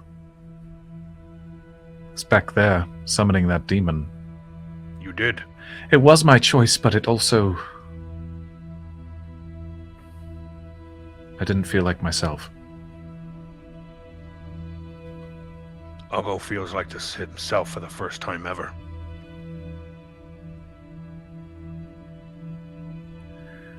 I admire you for your devotion, Uggo. I have for a long time. The world's gotta mean something, James. I know. And I feel like being devoted to all of you and finding someone or something that helped me connect all those things I found in the Candle Queen, it is only natural for me to share with you. If it is not your path, that is your choice. I don't know what my path is. I know what I don't want your path to be. I know. The same as Braca. I know.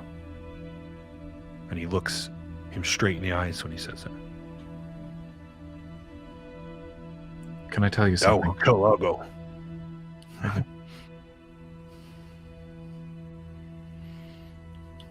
When you decided to make us blood brothers after we only knew each other for 5 days, there was a part of me that thought you were a fool, I'll be honest. I know that to be true. That you thought Uggo was a fool. I was fascinated by you, but the fact that someone so hurt was charging forwards with so much love seemed foolishness to me. Maybe. But I am extremely grateful for you. I'll go. I am grateful for you, James. Ogo would not be half the orc he is without you. I wouldn't be half the half man, half demon I am without you. I like to think that even the good parts of you are in the demon side too. I hope so. I know so. I know you are good, James. I have seen it. I've heard you, what you are concerned about. In fact, the way that you became this was because you were seeking justice just as Ugo was. We are more in common than you think. I see that. Perhaps you should leave with love and see where that takes you. I'll try. I'm here to help. I know. And James turned James turned invisible in the dark. That is really weird. You're still there, though? No, I'm here. There? I'm right here. Oh, I'm right here. wish I could do that. The Very strange. the rest. Jeff, who is currently winning in the Force of Good and Force of Evil battle? Right this second, I believe it is still Team Force of Good. Okay. We got some balloons from Jar Full of Bees and Lily Dumblestuck fan and Thank James you. Demon Pokeball. Okay. And, Drow Barrymore and Sweet Child Divine. Drow Barrymore. That's great. But That's Team Force amazing. of Good is at 98% and Team Force of Evil is at 2%. Since this is the middle of the night and we just went through a long rest and it's the Force of Good, I rolled a d6 and I came on 6. Aura for the day is Aura of Sacrificial Resurgence. This is based on the ancestors. Family members gain damage resistance against bludgeoning, slashing, and piercing. Yeah, let's get in a fight. Test that. But that's only if within we're 10 within feet. 10 feet. Yeah. Within 10 feet of me. Yep. Got it. Well, the rest of the evening goes by without event, and the next morning dawns, and you have several days of travel ahead of you. And you are moving northwest, through some of the most beautiful countryside that you have yet experienced. It's getting cold as you move north, and elevations continue to rise, just as every time you've moved north in this campaign, you've felt the cold, but winter is settling onto Ain now as well. But this is a beautiful area. There are trees the likes of which you haven't seen in the lower parts of Latland, trees with beautiful flowering buds. Even in this cold winter, it seems so inexplicable, so disparate that these trees would be colorful and beautiful even as the winter approaches. It is spectacular. There are pinks and greens and purples that litter the areas that you're moving through. And as the days pass and you're moving, trying to keep a pace, trying to stay out of view of any passersby, trying to stay off of roads. The going is slow, but it is quite beautiful and quite strange to be up here in this land that none of you have been before and several of you have only read about. It is very different than the lands in Latland and Colsey, even the beautiful areas of Colsey that you've been into, that sun-dappled sort of beautiful farmland. This is even different than that. Things are wide out and spread out. The trees growing in patches here and there, little ponds, little green explosions of nature that litter the areas. It's like these pockets of vegetation rather than deep forest. And these big, broad, swooping trees. They're not evergreen, they're not pine, they're not oak, they're not these big tall, broad trees that you've been experiencing so much. They are much more these sort of drooping willows, these long, stretched out branches with hanging vines, hanging petals off them in colorful varieties. It's a completely different kind of countryside up here in the north. Even as the chill hits you, the wind cutting through your clothes, and everyone except Fahima, of course, feeling this bitter cold as as you ride along in a very uncomfortable, bumpy wagon, day after day after day. If there's things that you guys would like to do during these days, please let me know. But you are trying very hard not to be noticed, not to see any other living things. And I mean, individuals, you do see other living things. You see animals. You're able to hunt when food requirements make it necessary. You're able, there are plenty of critters to be found and to eat if needed.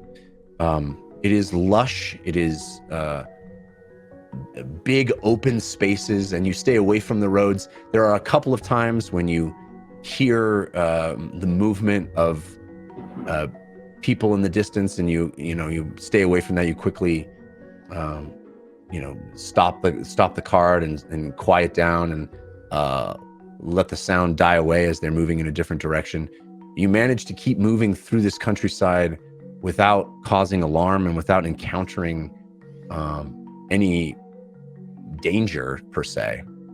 On this trail, Fahima will be learning what I said before in the Omen's tiny hut, where she's looking at the Onivrius the Keen, the science of magic. Yeah. She's going to use this knowledge to develop the meta magic adept feat.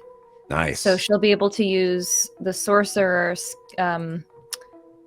spell point. What are they called? Sorcery points. Sorcery points. Yeah. To change how she casts her spells. Very, very cool. Yikes. Very cool. And James, as you go and the days pass and the travel becomes relatively routine and monotonous, you are, all of you, heightened a sense of danger in this unwelcome land. But you do manage to, make the days get into a routine. And James, I know you wanted to continue practicing your shield use with Uggo. Mm-hmm. And the two of you, day after day, managed to make that a pre-camp routine, early morning routine. And little by little, James, you actually do manage to gain proficiency after all this time with the shield. Right. All right.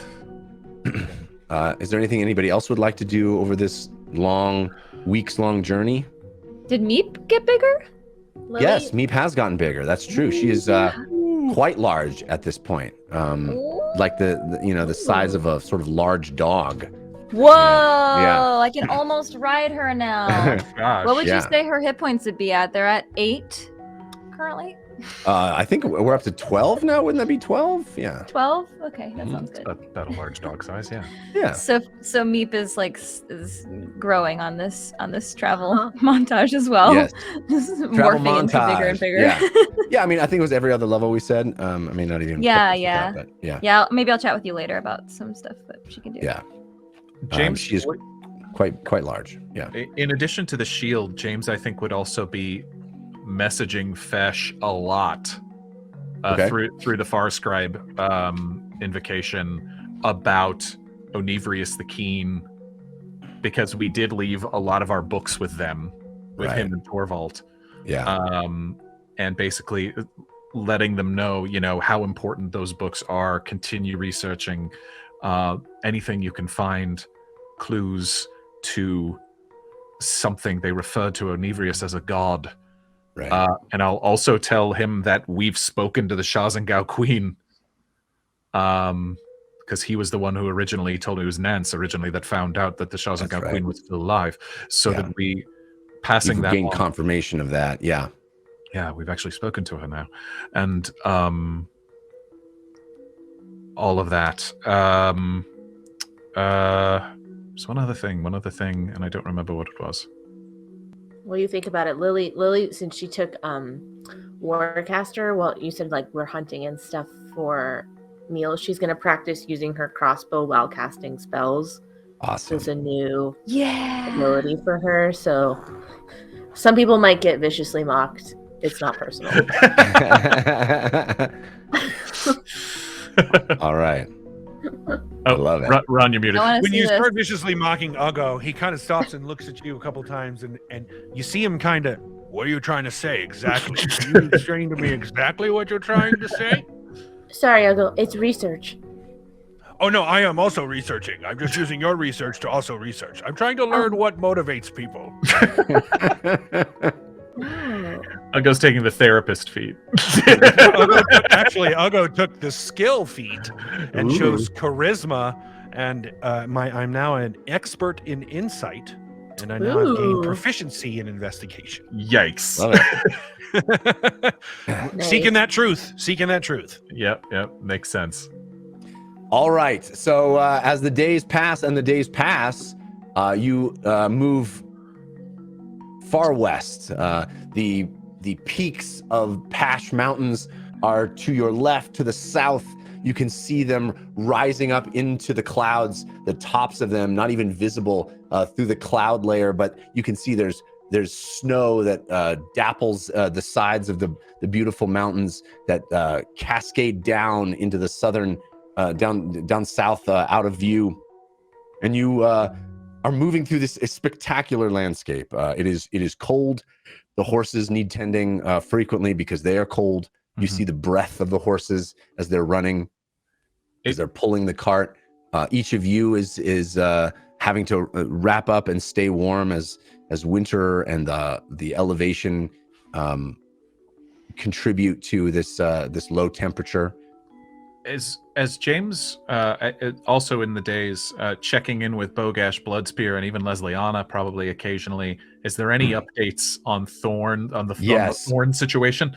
Bogash has heard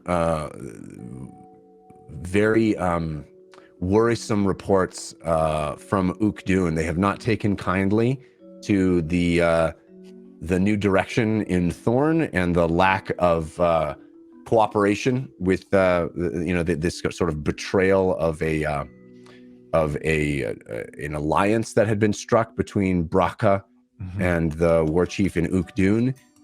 And this Bogash has reiterated to you numerous times over the last few days how the situation he deems to be going in the wrong direction. He thinks it is getting quite worrisome that they may strike Thorn or they may strike somewhere else in retaliation to Braca being dethroned and their alliance agreement not being honored. Could James cast Ascending to Dondo Corrigana again? Certainly. Okay. Yeah, as because James would reiterate all of this to Uggo that we're hearing, and I'm going to... Yeah, I'll go with first thing and be like, we need to talk to Dondo. Yeah. Sending to Dondo.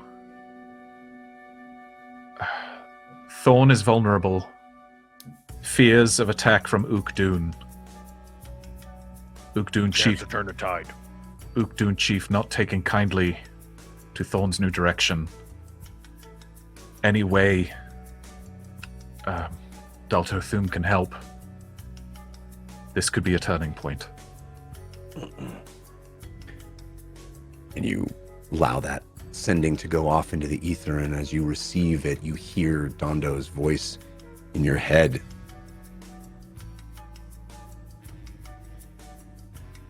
Not sure what to make of this news. I'll take it to Forbrand, but assume that he'll think it a weakness with the orcs, infighting, taking their eye off the dwarves. I hope he does not intend to strike.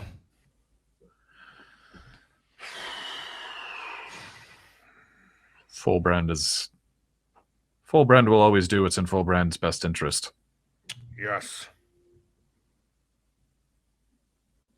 I'm sorry, Uggo. I believe the orcs know the right way. I trust that Bogash will make the good decisions that need to be made. I believe in the strength of Thorn. I do too. Randomly, also, James would have cast Sending to Lesliana at some point, checking in, and then also, how are the Achirai doing?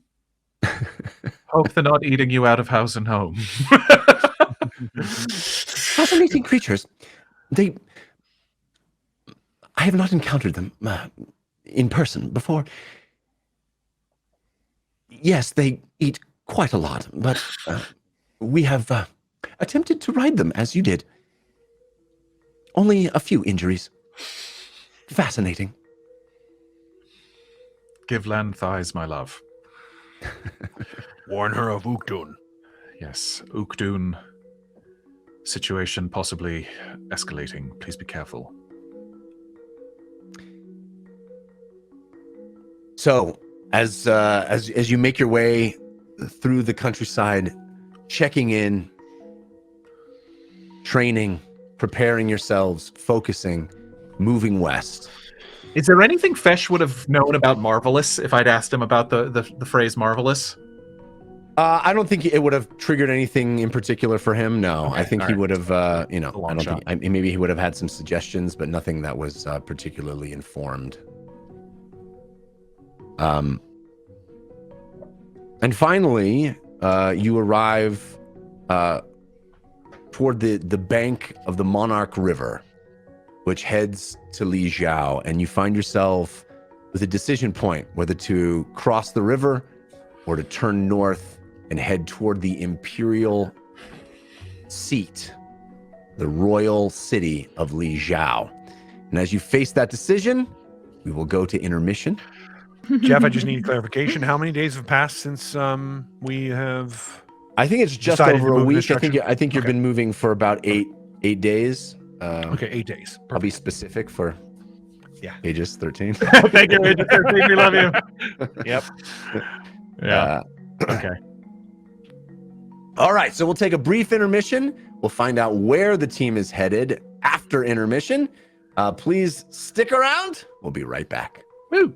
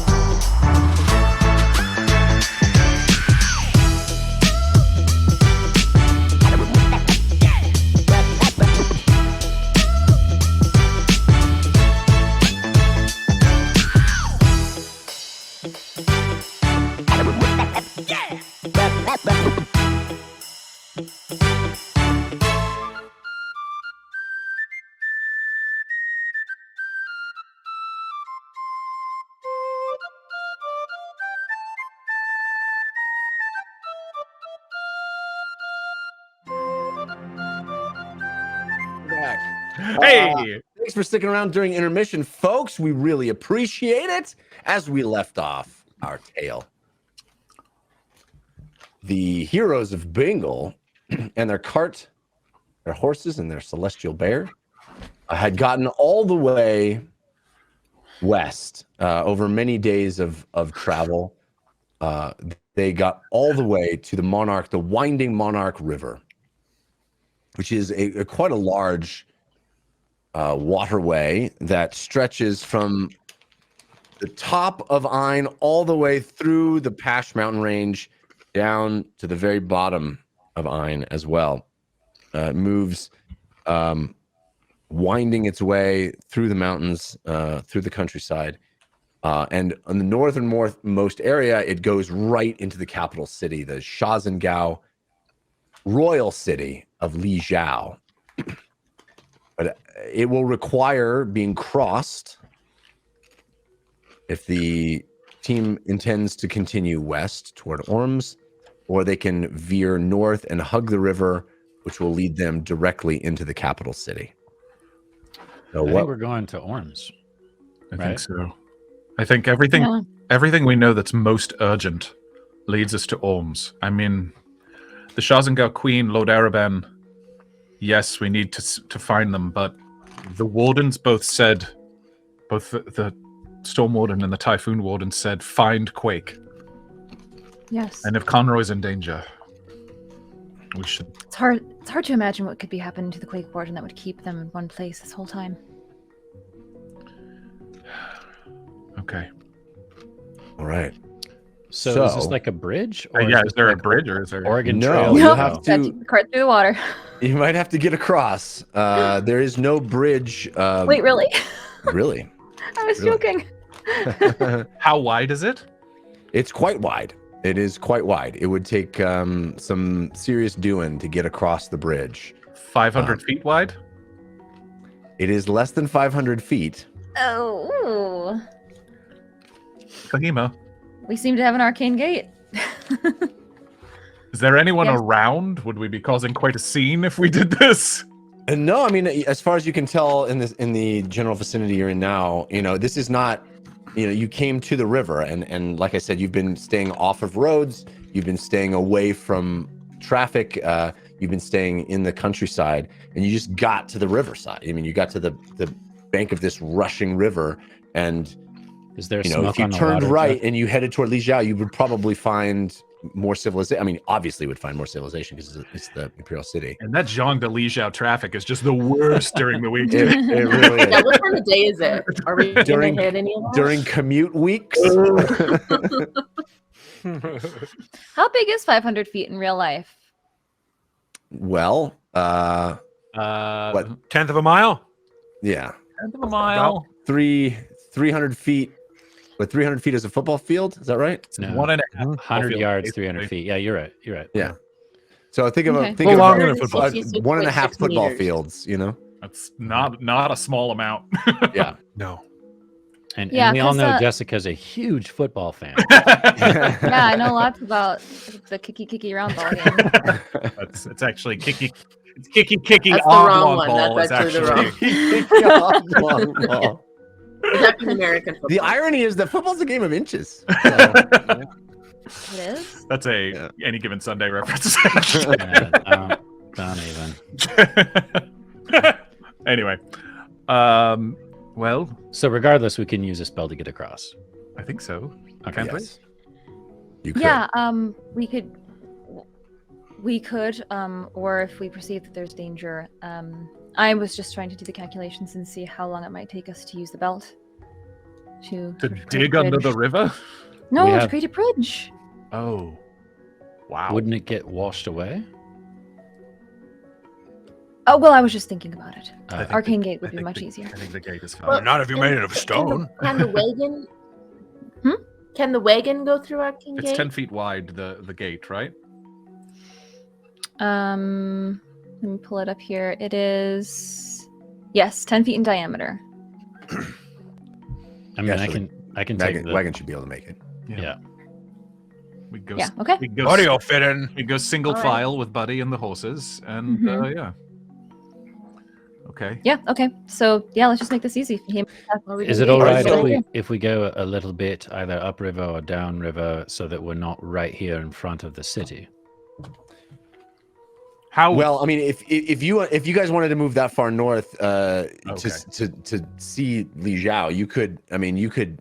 There's a number of waterfalls that lead down, and you could stand out and look out over and see the gilded city of Li Jiao in all its glory. It is quite a sight to behold.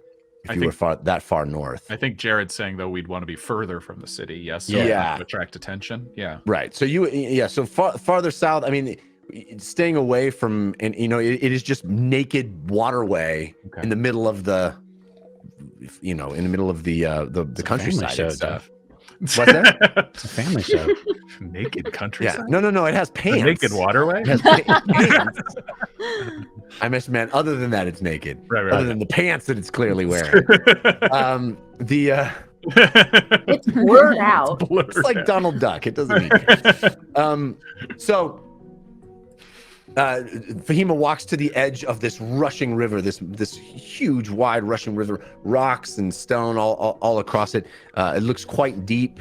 And Fahima, you cast your arcane gate, and the rift opens up, tear in space right in front of you, and this portal appears right at the edge of the rushing water at the waterline, and you see another one open up on the other end, on the other side of the river, and you can literally put your hand through, and your hand will pop out on the other side of the river. That is incredible. So the first casting is really just Uggo doing this until it fades. I and then wonder she'll if I could start throw a Wow. hammer and hit myself with it. I wonder. You're done. I don't know how to make that work. Can I put my hand through and wave at us on the other yeah, side? you kind of do like reach your hand around the corner and do a wave. That is very strange. Yeah. Totally. This is the Let's best go. use of our time. This is why magic was invented. you get the horse through, so one half of the horse is on one of the river, and the other half of the Cool tricks for your friends. This is only a butt of a horse. I still have Seth's baton of portal safety on me. Just there you That's go. it. Maybe you should use it. Whoa. Deep Deep. cut. Deep cut. Yeah. Yeah. uh-huh. I don't even remember what that does. It means that we can pass through portals safely as long as I Yeah. have And it. as we're passing Little through close on portals, Fima's like, "You guys remember that time that guy got cut in half?" It's up the baton. Please don't talk about that. You guys are literally looking at your horse, one half of it on either side of the river, going, "Remember that Okay, guy?" put the horse through. Fahima, concentrate. Stay concentrating. Fine. Do not lose concentration. All right, so Nothing all else of you to keep pass through. concentration like me screaming at you. All of you We're pass really good at through. that.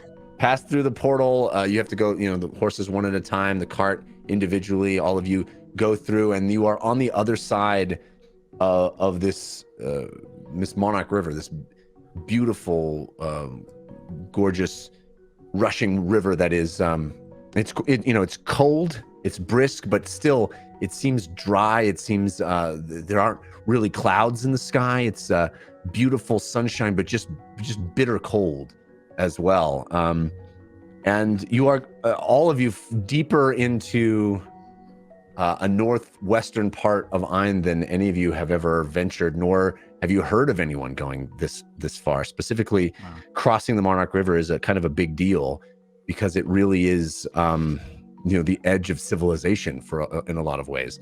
It going north, it leads into the capital city of the Shaxen Gao, but west it leads only to barren lands and Dester, which is sort of uncivilized, unsettled land. And then Like of course Arctic tundra. Is that what Dester is? This kind of tundra? exactly. Yes. This is not an insignificant boundary line that you have all crossed via portal. And it is not lost on any of you that it is a significant step into the unknown. So, Question, Jeff. Mhm. Two things. While we're this close to the mountains to the south, we're nowhere near Pash. I know Pash is much further south, but while we're this close to the mountain range, could James keep a lookout for Aarakocra? Sure, but like I said, I mean, what you're seeing, imagine.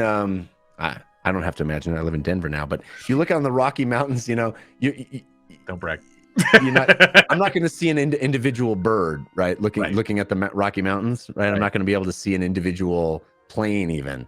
Right. And what I imagine is even more than the Rockies. It's more like Mount Fuji or something. It's more like these mountains that go up and then there's this layer of clouds, so you don't even see the tops of them. Right. Like the mountains themselves go above the cloud line. So what you're looking out to the south, you can see these massive snowy mountain peaks that disappear into beautiful clouds to the south. The other question I had is, have we yet hit the edge of the map that we found back in Expert? Okay, so the you have a ways to go to get to that. Yes, that's still pretty small back in Tinker Baker Secret Map Maker. Exactly. Yeah.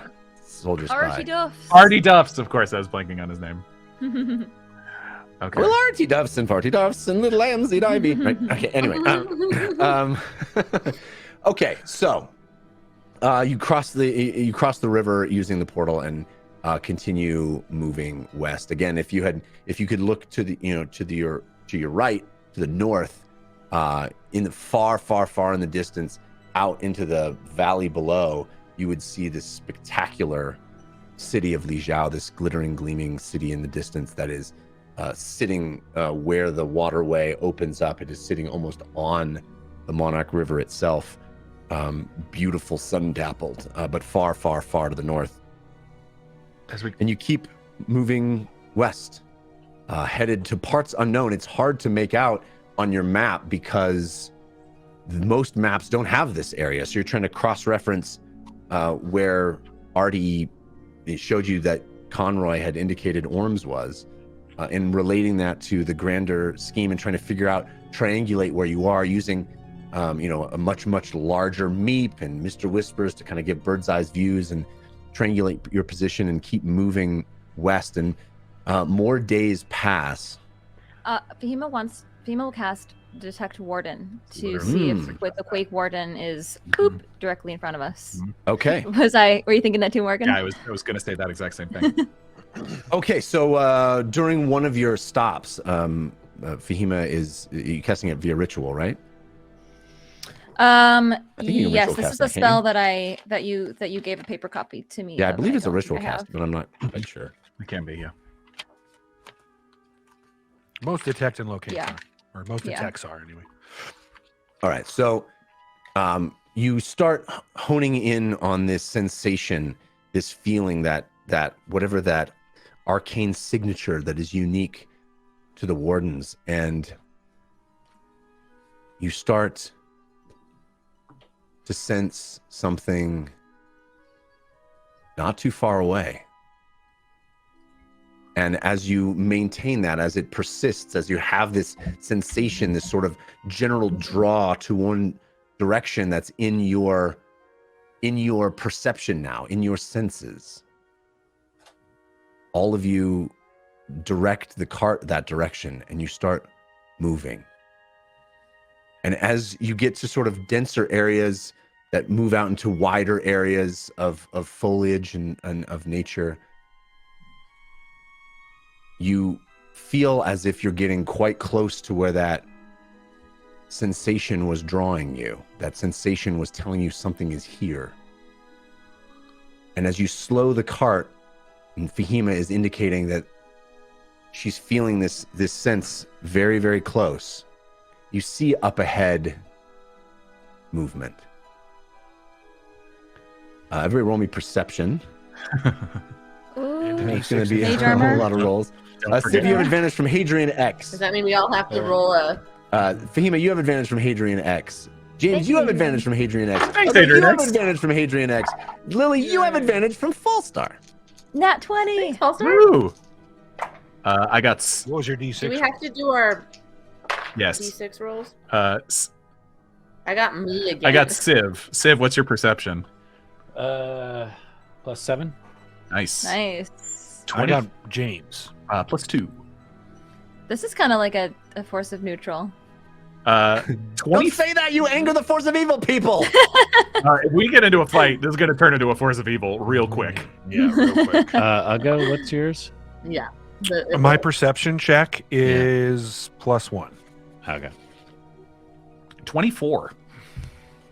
Dirty right. 20. All right. We're doing good, team. Dirty 20. All right. So all of you, Perceptive. as you approach this area, you see what looks to be creatures congregating around something on the ground, something large, something very, very large on the ground, and they seem to be congregating around it, doing something. These are sort of humanoid creatures, but they don't look human. You can't quite make it out. They seem to be wearing robes, and from the distance that you're at, that is safe distance, you can't, even though you guys have very high perception rolls, you're able to see them doing something, but you can't quite make out what it is without getting close enough for them to see you. Okay. Behemoth's gonna cast Conjure Minor Elementals to All right. have those ready to go. Which brand of Elemental are you conjuring? Let me see. Let me make sure these last long enough. I think they last an Brand. hour. Yeah, they last an hour. Okay. What do we want to do? What do we want to do? Mephits, Magmans? Take a guess. Or an elemental, right?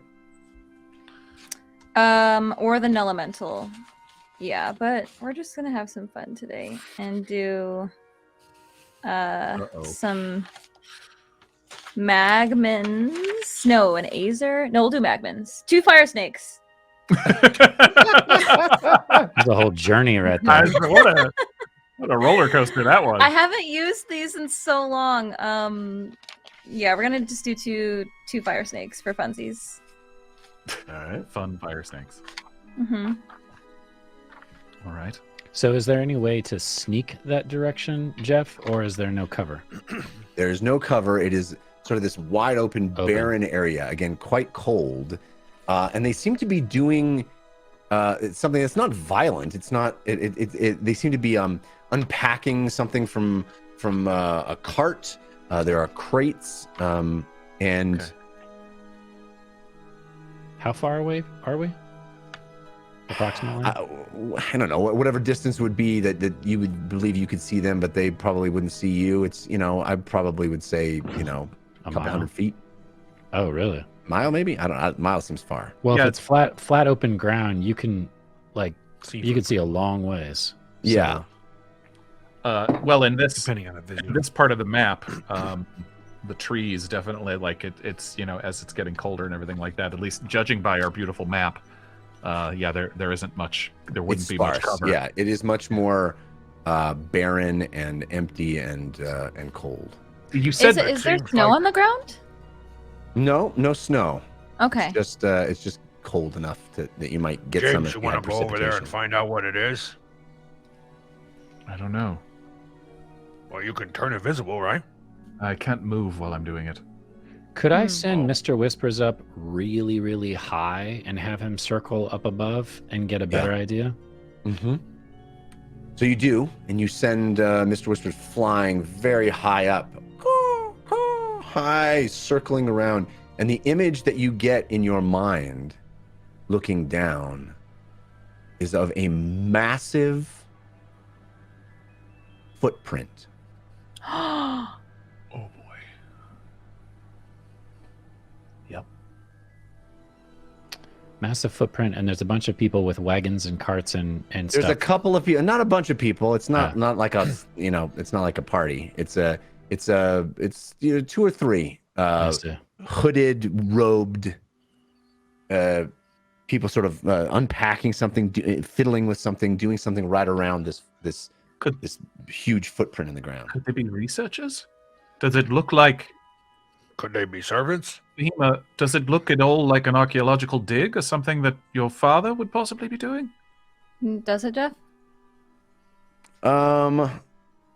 In what would key it off as to being that? What are you looking for? What are you trying to find? The tools that they're using. Tents, actions, I guess. No tents. Okay. There are no tents. There is a cart, a number of crates, and a couple of individuals, maybe 3.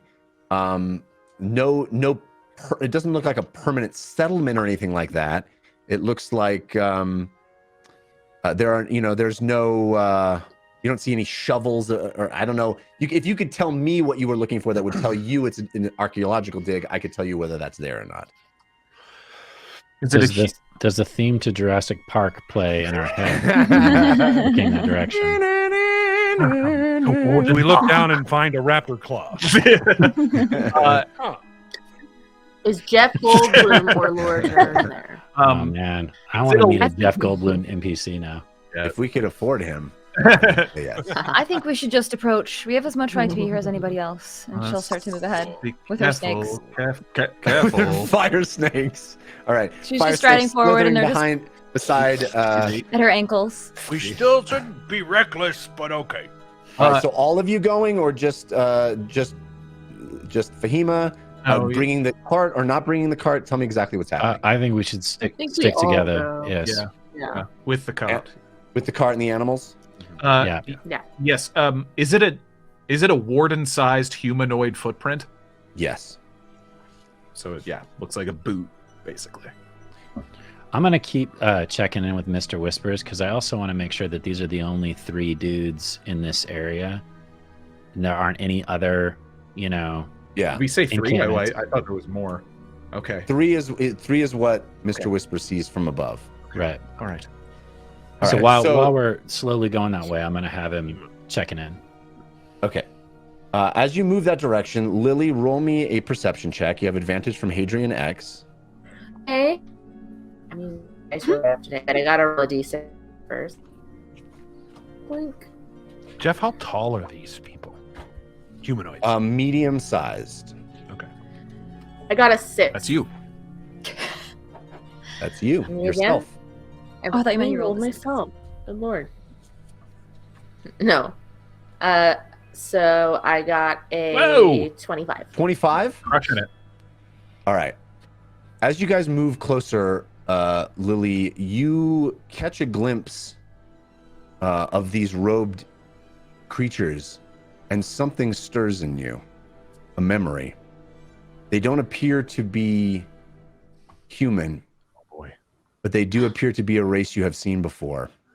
They look like insects. Oh no. Humanoid insects. No way. Almost like ants, with little ant face and little prehensile moving Jaws. pinchers, yeah. Mandibles. But mandibles, because that's the word I was looking for. And but they're dressed like people the size of people, and they seem to be working hard. Lily, you're the only one that sees this and recognizes it as something that you have seen before. Excuse me, Fahima? Yeah. Just pause, just 1 second, just a heads up. Hey, you two, stop. Oh, wait. What? Well, now we're going to stop? Well I thought we trained. were heading over there. We are, but just, those are, do you remember when I explained those insect-like creatures to In your you? dream? The one with a bunch of arms that we killed? Or the vision? Or what it was? The, like, ant-like creatures in the Didn't we vision? find a drawing of those things in Conroy's study? You did. Well, You did, and Fahim and Lily They're saw them over there. in her night drift vision. in my Oh. night drift. My night drift. So are they dangerous and I need to crush them, or are they okay and we need to have handshakes? Well, they weren't friendly. Didn't you tell us they were attacking Conroy in the vision, or Conroy seemed to be fighting them? Yes. Okay. The two snakes turn towards the Again, group of I creatures. didn't have the context of the vision, but I'm just saying I saw them attacking someone whom we consider an ally. Right. So Okay. Perhaps. So, Ugo pulls them all. So we're talking about smashing some faces in? Not yet. Let's see. Who knows? We don't. I'm just saying we should be prepared for this not to be a conversation because I'm not sure Got that's it. Has what happened. James ever read anything about these insects? No. Yeah. Okay. Okay. No, none of you have ever Whoa. heard of anything that looks like this, that sounds like this. The only person that's ever heard of anything like this is Lily. Look, it sounds like plan A was these were working for Conroy. Plan B was maybe they're not that dangerous, but now you're telling me that Conroy is screaming in your head and you had a vision of him getting attacked by these very typical things. It sounds like a plan C situation to me. Well, let's just be on guard, but one group of creatures does not dictate the personality of all creatures. Yes, so very true. I think we should proceed. And Fahima starts to walk towards Yeah, them. I just wanted to let everybody know. I don't know, I don't like bugs. All right, you guys are moving toward them. You get closer and closer, and at a certain point, your presence is noticed. And these three creatures that are kind of hunched over, one of them stands up and looks, and then you hear a noise as it communicates to its friends, and they turn and look, and you see these antennae stick out from under hoods and start to move like this, and then they all turn, leap, and burrow into the ground, disappearing into the ground, out of sight. Whoa! Well, they What- know we're they here left now. They left their stuff up on the top of the soil? That's right. Okay. All right, let's Fahima go. walks towards the stuff to investigate it. And Careful, as be you careful. get closer, they may you still be see around. this cart with a couple of crates on the side, sort of discarded on the side. There are stumps, a broken tree stumps, kind of hollowed out tree. Everything is kind of barren and dry, and there are rocks, these large boulders all around. What this is, this enormous footprint, broken, depressed, squished down into the rock and soil there. And those rocks, those large boulders, as you walk closer to the site, start to shake and move, and then they bond together. Rock from over here flying, slamming into another, until there is a creature that emerges. Roll initiative. Wow, that's so cool! And Holy And I got my elementals this time. go Wait, to do the we have map to roll- room. Do we have will to roll go the to the D6 map for the room as initiative? well. Roll Yes. initiative. We have advantages on that. Oh, look at this map! This map is sick. Civ, you have advantage from Hadrian X. Fahima, you have advantage from Hadrian X. James, you have advantage from Goofus McDorkle. Ugo, you have advantage from I Love Cress. And Lily, you have advantage from Goofus McDorkle. I don't think initiatives count, right? Thank you. Initiative I is rolled a technically one an on ability this. check. It is technically yeah. It's an ability Okay. check, not a skill check. true. Didn't he say Right. skill Yeah. checks, I think it's attacks, more and skill fun if we checks? do it, though. I think it's more Hey, fun. I'm fine. I just was curious. Yeah, cool. In the name of fun. I rolled a 1, Civs. Yeah. You get so plus I get 8. Civ's initiative. Wow. I got Fahima. Whoa! I rolled a Fahima. I'm sorry. Are we all looking at this This foot map on is- this map? Yeah. This map is now? sick.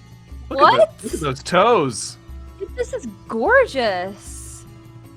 Yeah. I can't. I also rolled a 1. I get civs. 8 Oh. plus 8. Oh, okay. I need James's initiative bonus. Okay. Fahima, what's Mine yours? was a +1, Okay. and I rolled a 4.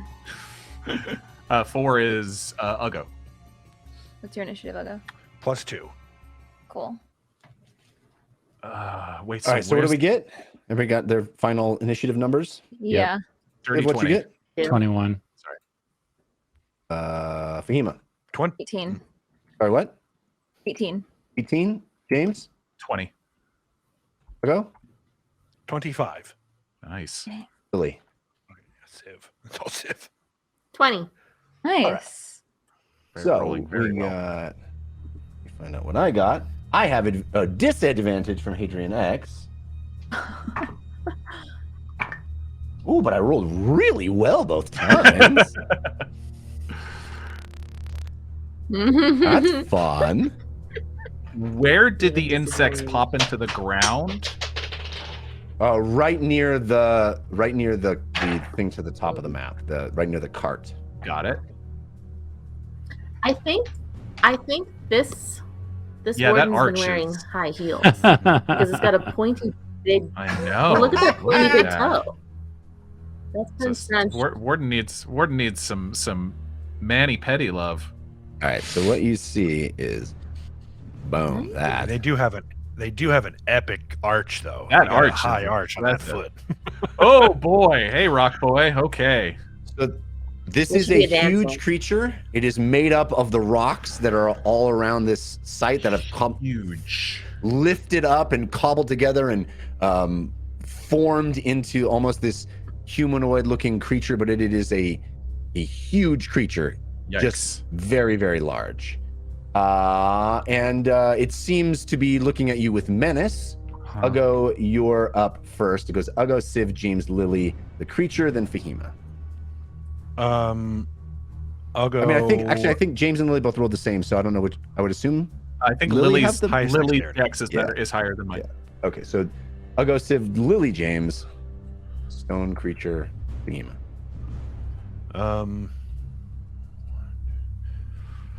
I'll go cast Bless at 2nd level. Ooh. And it applies to everyone but Fahima. Wow. Thank you. Excuse me, everyone but Lily. I apologize. Thanks. So everyone gets plus 1d4.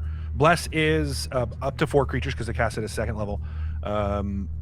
Whenever a target makes an attack roll or saving throw before the spell ends, it will last for a minute as long as I'm concentrating. D4 and add the number rolled to the attack roll or saving throw. Beautiful. Thank you. Okay. Thank you. Anything else you'd like to do on your turn, Uggo? Let's see. That was my action, so I have a bonus action and a movement. I will bonus action move towards 5, 10, 15, 20, 25. Oh, that's down, isn't it? Like that's a significant jump down, What is Jeff? Into the footprint. Down into the footprint. It's it's significant, but it's not. It's not cause you injury significant. Am I gonna have to climb to get out of it? You will, but not. Okay. Not. It's not 10 feet. It's not a full story. It's like I got it. it's probably 3-4 feet. It's Okay. It's so it's something a I bit of could a hop climb. over then. Yes. Okay. 5, 10. I'm still going to go around. 5, 10, 15, 20, 25, 30, 35, 40, 45, 50, 55, 60. And that's my turn. All right, Civ, you're up. How'd you get 60 feet? went Aggressive. around. Bonus action aggressive. Right. Sorry. Yes, I forgot about that.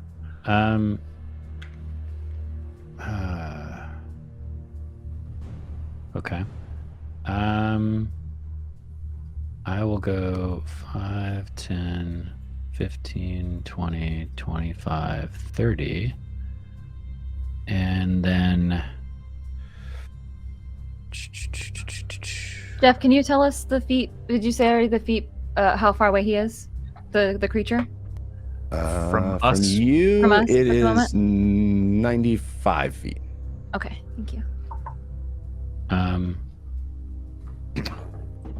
I'm gonna try. This thing is obviously hostile, right? It seems angry. It seems that way to you, yes. Okay. I'm gonna try shooting it. Actually, you know what? I'm gonna go here. I'll use my cunning action to hide, and then I'll use this psychic portion of my bow to shoot it. All right. Does that make sense? Yeah, I think you need to use a stealth check to To hide hide. action. Yep, for sure. You have an advantage from Hadrian X on that, but you'll obviously roll your d6 as well. Yeah, I got a 6, so I actually get to use my own stealth. Oh, lucky. Yeah, that's 31. So, Does beat its passive perception, shockingly. and then I'll shoot it with some murmur psychic stuff. Which you need to roll a d6 for attacks. I got a 1. I got myself again. Whoa! Nice. I'm sorry. Do I have advantage on the attack? You The do. shot? You have Okay. advantage from Jim Witted. Thank you, Jim Witted. 26 to hit. Hits. Great. Let's see if this thing can take psychic damage. 11, 12, 13, 21 plus 6, 27 points of psychic damage. You fire your murmur arrow. It moves silently from where you go. It's even hard to perceive where it came from, and you see it hit into the side of this boulder, this rock creature, and it seems to have no effect. Okay. And then Did I you would want to like roll the save to see if yeah, you, I'd like to stay hidden, which means Ugo, I need to know what your concentration check would be. Concentration. Yes, if you had to make a concentration check, what would your roll be? Yep. My concentration would be a +2. Yeah, I'm good. And you- 19. All right. Okay, so that had no effect. Does that complete your turn? Yep. Lily, you're up. Then James. Okay, Lily is gonna try and get closer, so I'm actually gonna dash. Okay. Bye-bye. And as I pass where I think Civ is, because I'm sure he's expertly hidden, Very well hidden. I'll be like, "It was a good try," and I'll give him a bardic inspiration, and then I'm going to hide behind this wagon. All right. Well, you can't technically hide. If I you mean, use the I'm sorry. dash. I'm gonna lodge myself behind Yeah. the wagon. Fair enough. Fair enough. She can take cover. I'm not You hidden. can absolutely take cover. It's just not that you can't hide Yeah. if you already used the dash action. No, All right, Jared I'm should have not. been +4, not +2. Sorry. Okay, Okay. you still got it. James, you're up. Got it. Okay, so I've watched. I watched. Well, actually, I mean, I don't know. I don't know if I watched Civ do that. All right. Yeah, the whole point of that thing is that it's very It's very extremely stealthy. hard to. Yeah, I mean, he's hidden. He's hidden to someone else. Doesn't necessarily mean he's hidden to me, I guess. But yeah. Yeah, I mean, yeah, that's true. You watched him walk over there, so yeah. All right. Okay. Maybe this thing doesn't have a brain. Is this thing mindless? Maybe it's the servant. I don't know. James is gonna weave around this rock a little bit behind Civ, and let's try something else. And 3 Eldritch Blasts at it. All right. Yeah. So You have advantage from Hadrian X on the first one, thank you. advantage from Hadrian X on the second, and advantage from Viking R. Dalonis on the third. Ooh, thank you, Hadrian X and Viking Delonus. All right. So for my first attack, Lily. So it's Lily's spell attack. Is that what it is? That would be her. Yes, her attack bonus. And we Whatever the both. modifier is. Yeah. So Lily, what is your spell attack bonus? You're muted. Katie, sorry. I think it's +5. I'm sorry. I'm trying to It should be higher than that. navigate the. It's your Mine's +5. your charisma's 20 or 18. All right, I think it's a +8 then. 19, baby. That's an 18 to hit. It hits. Okay. Oh yeah, sorry. It's +8.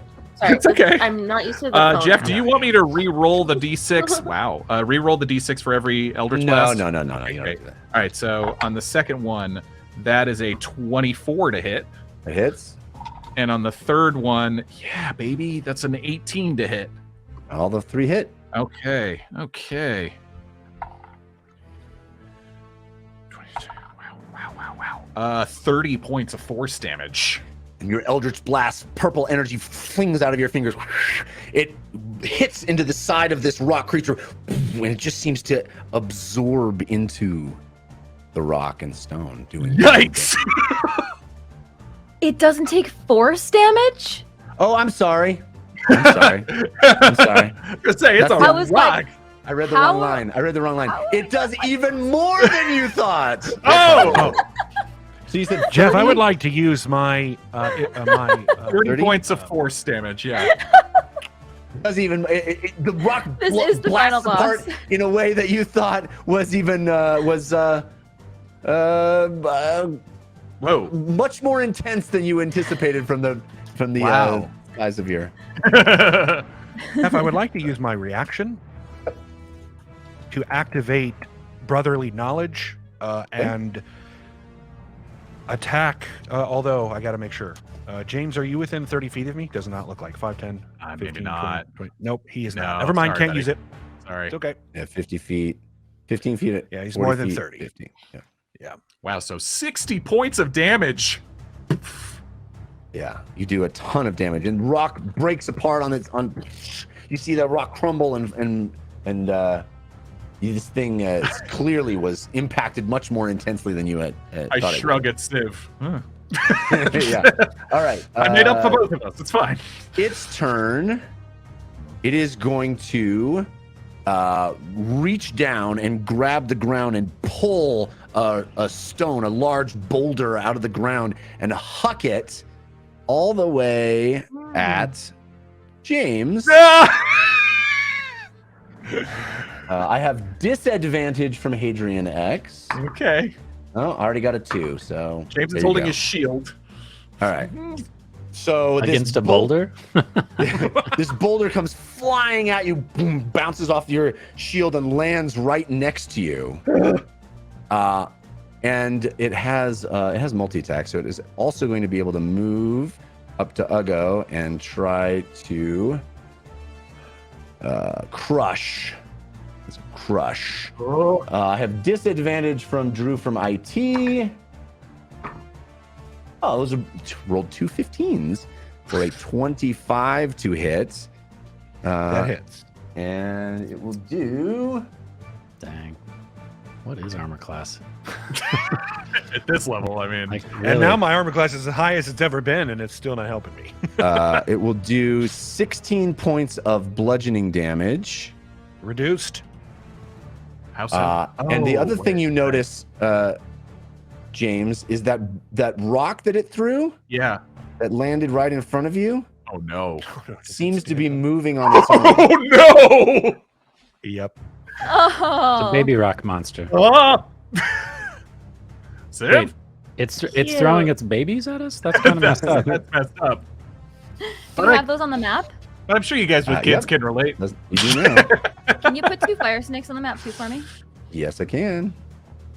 Oh man, that rock is moving. It's right next to us. Yikes. That's not next to you, it's right next to me, but Oh, you have snakes? Yeah, they're not fiery, but you know. snakies. Ugh, Fahima's little snakies. Here, let me give you control over them. little snacks. Little smoky. They look like smoky Vienna sausages. My little fiery hot They're dogs. on fire. Little smokes. What have you guys been eating? Never mind, Jared. What? Hot dogs you eat aren't All 8 right, feet long? Fahima, you have control over your little snakes. And it's your turn. Yay. You have to say it like Little that, though. snakes. Little snake. Okay. You said it's my turn? Yeah. Okay, so these creatures they'll go after me. Is that what we've decided? I mean, you after can my go turn? on your turn. We'll just have it go on your turn. Okay, so I'll command these snakes to move forward first. I'll send one a dash as far as it can go. It has 30 feet of speed, so it'll go 60, 5, 10, 15, 20, 25, 30, 40, 45, 50, 55. Oh! Okay, so it can't attack, it's there. This one will move 5, 10, 15, and it will attack the rock. All right. So it's going to has a multi-attack, a bite, and a tail attack. So I need to roll to hit with those. All right. You have advantage on both from Hadrian X. Thank you. And The so first do thing I... you notice with the rock is the smell of what it's cooking. Run, get out, run. I'm so sorry. I'm so sorry. It came right in my head and I couldn't stop it. This is Dwayne the Rock Elemental Johnson. He's so is this- charismatic. I'm so sorry. Since the fire snake gets advantage, I'm guessing it's also subject to the force of evil. Say what? Yeah. But Yes, is yes, it subject yes, to yes. the force of evil? Yes, Because absolutely. it automatically has a +3 to hit. So do we want to change that out for whatever It is? That seems like it might be lower then. Yeah, let's just keep it. It's +3 because I'm sure all of you have way higher. Yeah, I think it's worse if we just let it be as it is. If it's a melee attack, I don't know. No, I have a plus. The worst it could be is James, which is a +3. So. So the bite is a 16 to hit. Miss. Miss. It's made of rock. Yeah, high AC. I rolled really bad on the second one, so the snake does not hit at all. All right, so the snake slithers up and tries to take a bite at this this rock that's sitting there. The other one looks like this rock humanoid. This is literally just a rock on the ground. Is that complete your turn? No, so now Fahima goes. So Fahima's staring down this monstrous creature in front of her and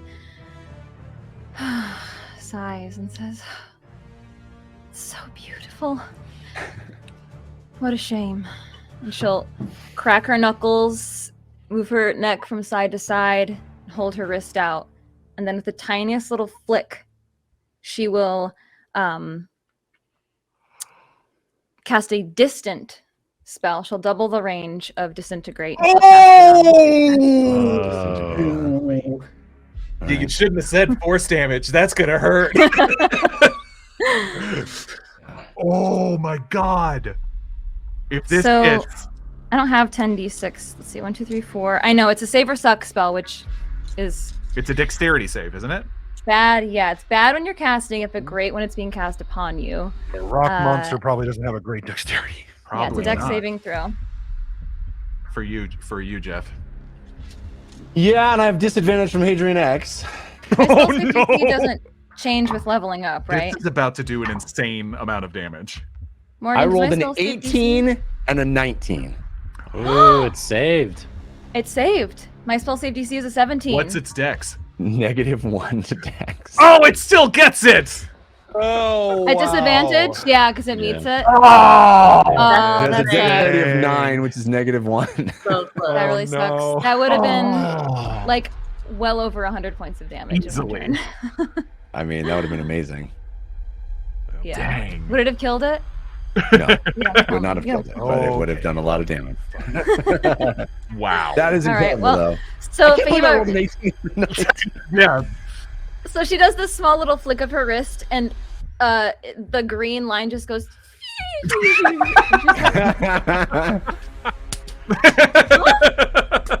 Still need some practice. All right. Civ has very not fond memories of that little green line from a long time ago. Yes, indeed. Yes, Triggered. indeed. Yeah, Fahima will stay where she's at for now. Okay. That's my turn. All right. So it is Lil Nicely Stone's pulled, turn. Oh no, little Stony. Why? Lil Stone is going. Little Rocky. It's going to. It was thrown at James, so it's gonna ram into James. You see it like just start rolling, and it bams into James. And I'll use my reaction to entropic ward it, so it'll to get disadvantage on its first. Or do you I already? had disadvantage from Hadrian X anyway, and I rolled a 3 and a 9. So, so it misses. That's a 8 to hit, was a miss, definitely a miss. So it misses you, Barn. It tries to roll into you, and you dodge out of the way. And just literally as a rolling stone. It's literally just rolling at you, trying to hurl itself at you. I thought its papa was a Rolling Stone. That's what I was just about to say. We are back to top of the round, Uggo. But you see James like using his shield a lot and basically looking towards Uggo and giving him like a scared thumbs up. It's going all right over here. All right, Uggo looks up at this thing, looks down at the mall, looks kind of confused at it, and points his finger and says a prayer. We'll take the. Do I have advantage? Making an attack roll, spell attack roll. Do I have you advantage? do. You have advantage from False Star. I am within 5 feet of the target, though, so I will take You a are. disadvantage. So it's a normal roll. Because I'm using a range spell called Light of the Family. And as he casts the spell, you hear him clearly say brotherly knowledge at the end of it. All right. Okay. I rolled a. You said 6 is me, right? My own Yes. spell. I That's would have preferred James, but Yeah. I rolled a 6, and I got a 18 plus my spell attack modifier, which is a 5. So 23 That hits. to Yes. hit. It's guiding bolt, but it's force damage instead of radiant. Okay. All right. So I'm gonna roll. What is it? 10d6. 46. 46. Yeah, 10d6. What am I thinking? Yes. 46. I only cast it at the first level slot. I did not cast it because I didn't think I would actually hit. So it takes 15 force damage. All right. That is before vulnerability doubles it. Pow. Pow. So again, you Ugo rears back, and though he stands close to this thing, boom, this incredible burst of force damage emits from your maul, boom, and you see bits of stone chipping off the exterior of this cobbled together creature. It doesn't seem to react in any way. It's just being blown apart and staying, stoic, staying motionless. That brings us to Siv's turn. So is this just an animated rock, or is it an actual creature? Does it just look like a rock? I would It also looks like like to a know the bunch creature of type. rocks cobbled together into like a form. But the one that's right between Civ and I, that's Yeah. Oh, the one behind, yes, between the two of you is literally a rock. It looks like a rock. Like if you looked away and looked back at it, you would have a hard time knowing which rock it was. So it's In fact- small? In fact, it has a feature called cute.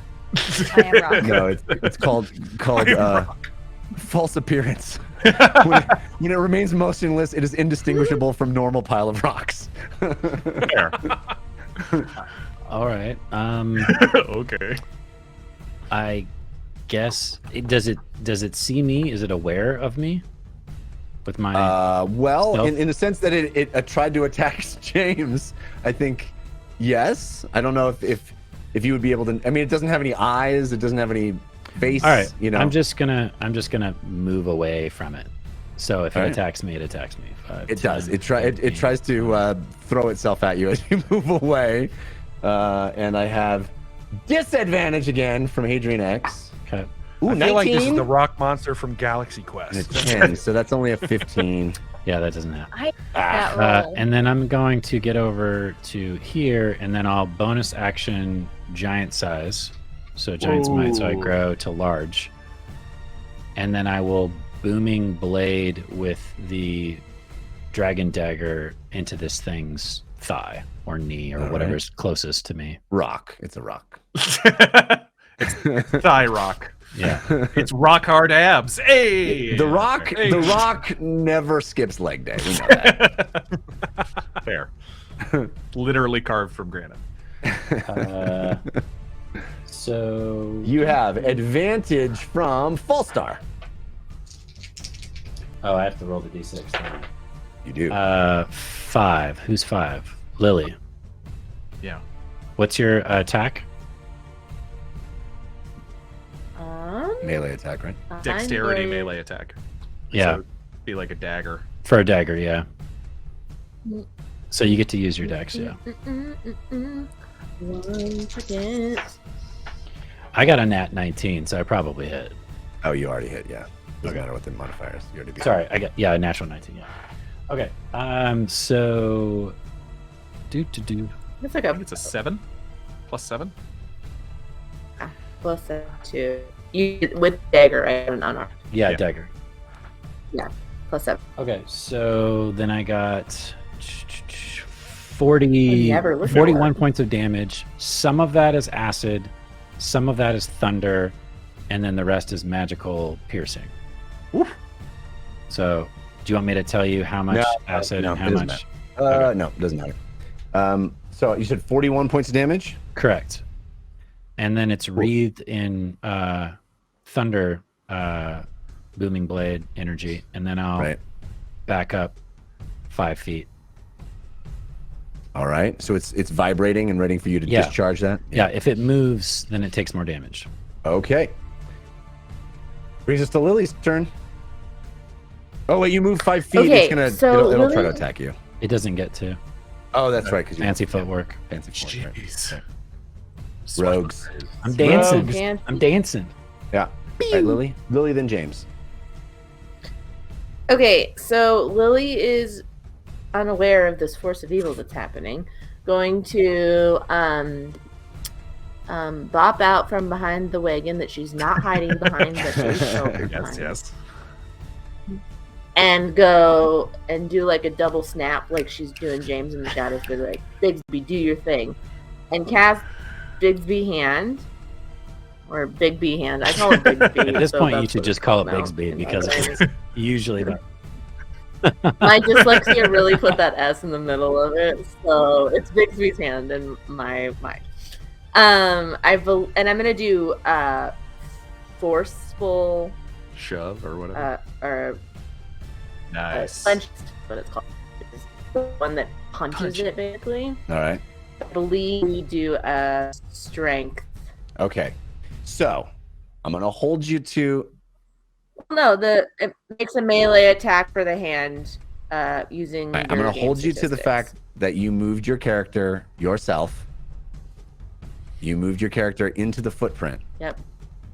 As soon as you moved into the footprint, you felt a deafening silence in your ears. That you don't hear your friends. You don't hear. It is quiet inside that footprint. And as you try to speak the verbal component to your spell, What? nothing happens. What? No way. Like there's a silence effect almost in the. Yes. Interesting. Whoa. So you lose the spell slot, but your spell does not go off. Yikes. Okay, Sorry. That stinks. No, it's okay. That's great. I mean, that's Okay. great for everyone. And you felt it as soon as you stepped into that footprint. You felt this silence, this deafening silence, and you try to speak, and nothing comes out. You can't hear anyone else. You can't hear yourself. You can't speak. There's no communicating outside of it. If you Does anything else happen? It's just a sound thing. Nothing Correct. happens underneath me. It doesn't. correct. Okay. Well, I'm going to use the rest of my movement to get out of that footprint. Okay. Because I only used like 10 feet. Okay. I'm going to go back behind the wagon, and while I'm running behind the wagon, I'm going to yell, "Stay out of the footprint! What? Stay out of the footprint! It's dangerous in there. Don't go in the footprint." Copy. All right. James, you're up. James is still kind of like, James says copy. yes, he does. Sorry. James is like trying to maneuver around this rock. He's like, you're a bit too close. And James uses his bonus action to cast Far Step and puts himself up here by the wagon. All right. And turns around, goes fine, and then turns around and throws 3 Eldritch Blasts at the Little Rocky. At the Little Rock? Okay. Yeah. All Little right. Rock, Arkansas. You have straight rolls as far as I'm concerned. Okay, great. This is for Fahima. So I rolled Fahima for the rolls. So is it her spell attack or is it her charisma plus proficiency? It would be whatever modifier you need to use for your attack. You know what I mean? So what's Fahima's charisma?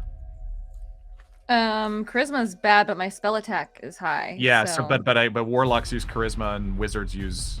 No, I think they just use their spell attack, whatever they use for spell attack. Or are you trying to get it lower? I guess. Maybe. No. I mean, I'm trying to be fair. I'm trying to figure out what. I mean, I think it would be whatever the modifier is. So I mean, I think the spell attack modifier is plenty fine, and we don't have to go too nitty gritty. Yeah, we're like calculating proficiencies of other characters. Right. So, Okay. Yeah, Yeah, we all have it's this. plus- Well, yeah, that's true. I don't have the same proficiency. Oh no. +9. Well, I rolled bad on 2 of those. An 11 to hit and a 10 to hit, and then a 28 to hit. Well, one of them hits. Figured. And a massive. A 20 doesn't hit, No, a 28 to hit. That one hits. but you have a +9 modifier. Yeah, I got 1, a 2, and a 19. Oh, it's with the modifiers. Correct. Oh, you rolled that bad. That bad. And only 5 points of force damage back on Little Rocky. Oh my goodness, you didn't I kill think it. makes sense. You see it. Actually, Is it also vulnerable? I think it might be. That would make sense, I guess. Yeah. Yep.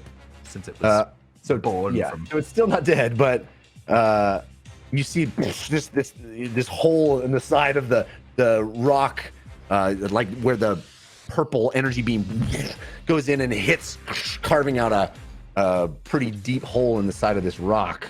Since I'm over here... You literally are seeing James attack a boulder on the side of the road, you know? One that admittedly rolled and tried to hit him, but it is a funny sight nonetheless.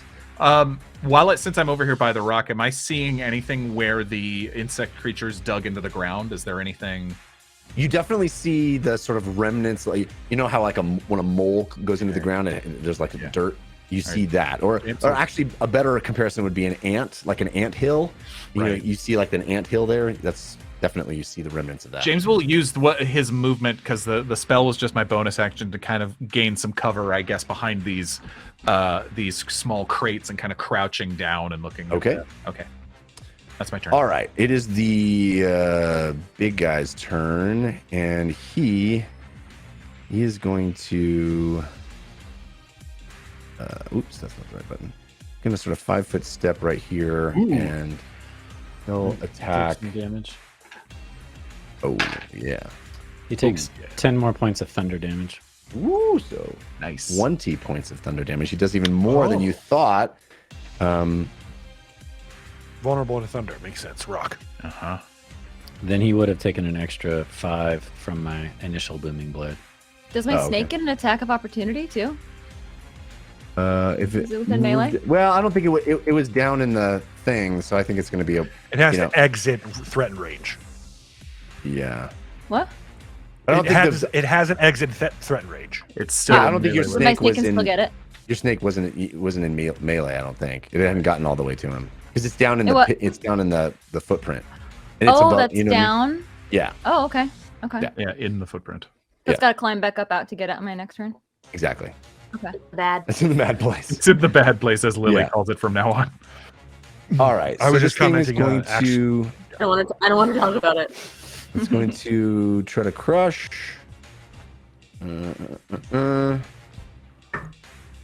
I have disadvantage from Hadrian X. That's a 19 and a 15 for dirty 20. You roll better when dirty you have 25. disadvantage. Seriously. Dirty 25. That's against Civ. Okay. I'm going to do something brand new. I enact a rune, or a poem, I should say, that's on a piece of my gear. I'm going to say my boots. And that attack is going to hit the snake instead of myself. All right. Well, it's going to obliterate that snake. I'm okay with that. That is 25 points of bludgeoning damage. Whoa. So it gets confused for a second and thinks it's attacking me, but in reality, it's attacking the snake. All right. I'm sure that's more than the hit points of the snake, right, Hema? How many was it? 25? Yeah, it has 22 hit points. All right.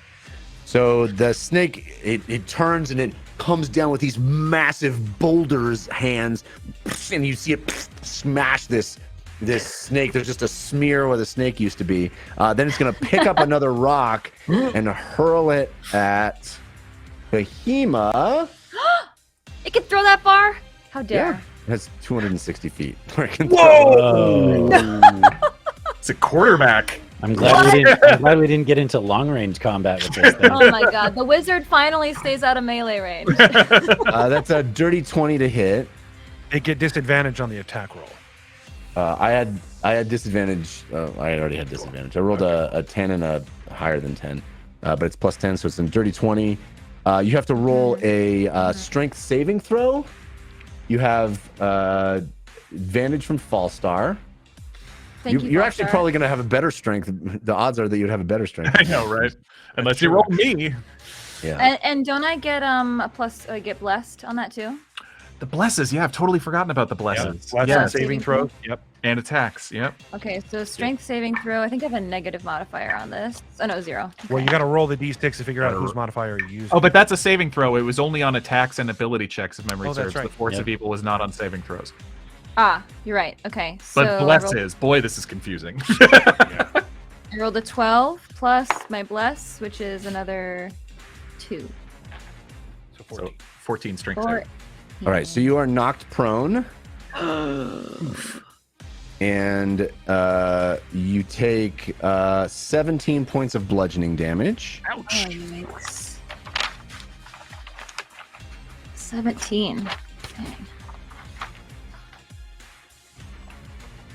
And remind me what happens when I'm prone. Can I cast when I'm prone? You can. Yeah. You can. can? Yeah, it takes half your movement to stand up. Oh, okay. Yeah.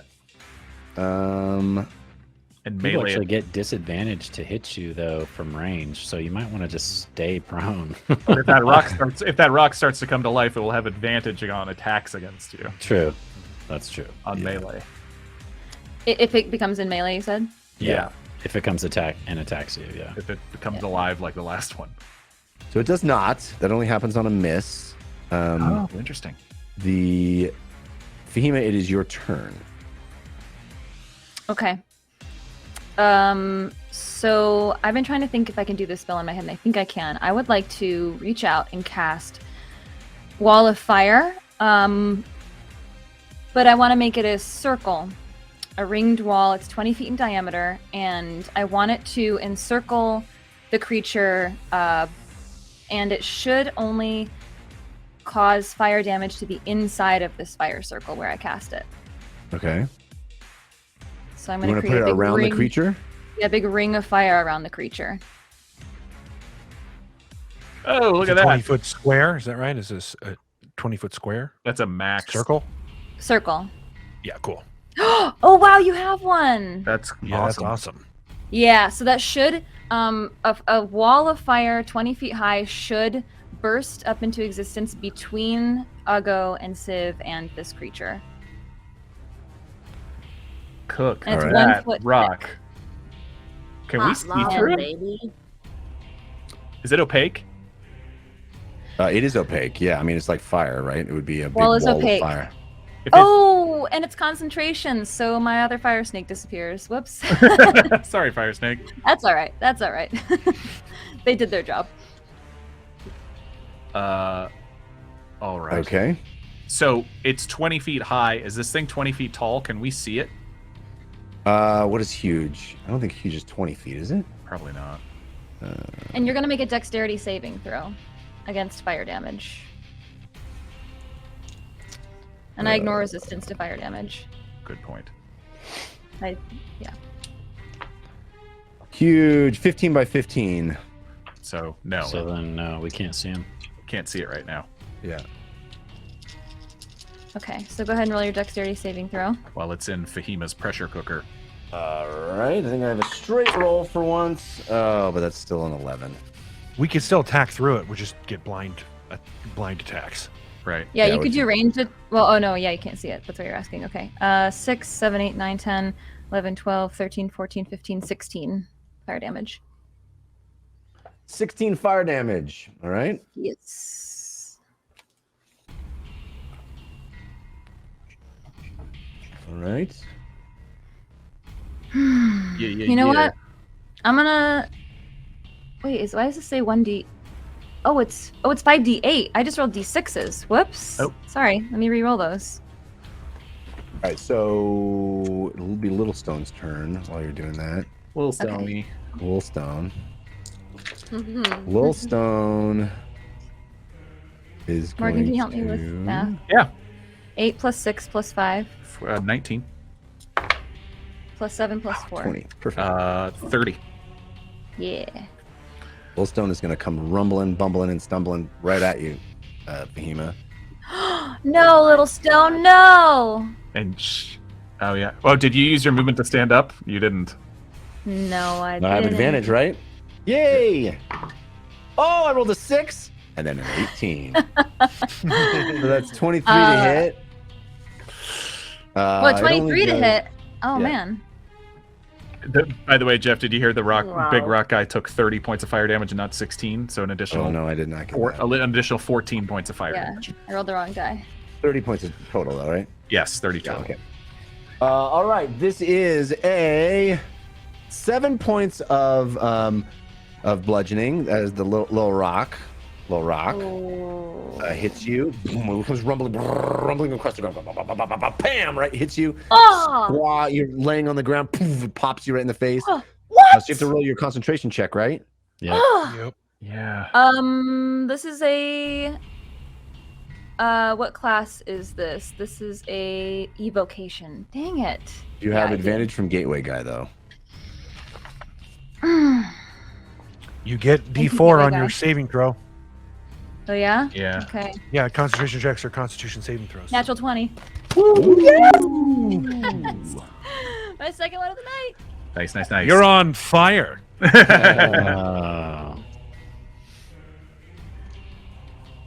All right, so you managed to keep concentration. We're back to top of the round. Ugo. Well, Ugo can't see what's in front of him. A giant wall of fire just erupted between you and this creature as you were standing looking at it. It's swinging its massive boulder arms, hitting Civ, hitting you, and then all of a sudden, fire erupts out of the ground right in front of you. All right. Well, I'm sure it can't see me. It's not towering over the firewall, right? That is correct. It is not. It's shorter than that. Okay, so it can't see me any more than I can see it. All right, Ugo's going to move back 5 feet to... Actually, he's going to move back 5 feet and down one, just to make sure that Lily is within his aura range.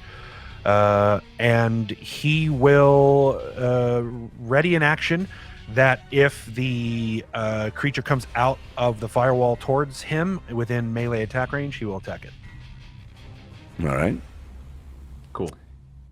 Civ, you're up. So we can't attack through the firewall because we would take fire damage, correct? If I reached through and tried to stab this thing, I'd take damage, right? Yeah, you can fire projectiles through it, but you can't. If you walked into it, you would take the damage. Yes. Yeah, if you entered it. Okay. Or reached your arm through it. Correct. That would be considered entering. So I'm gonna back up to where Ugo is at as well. I'm gonna hold my action to where if I can see it at any point, I'd like to use the belt, and I'd like to mold rock and just rip it apart with the belt. Whoa! So like take off an arm or a leg or whatever.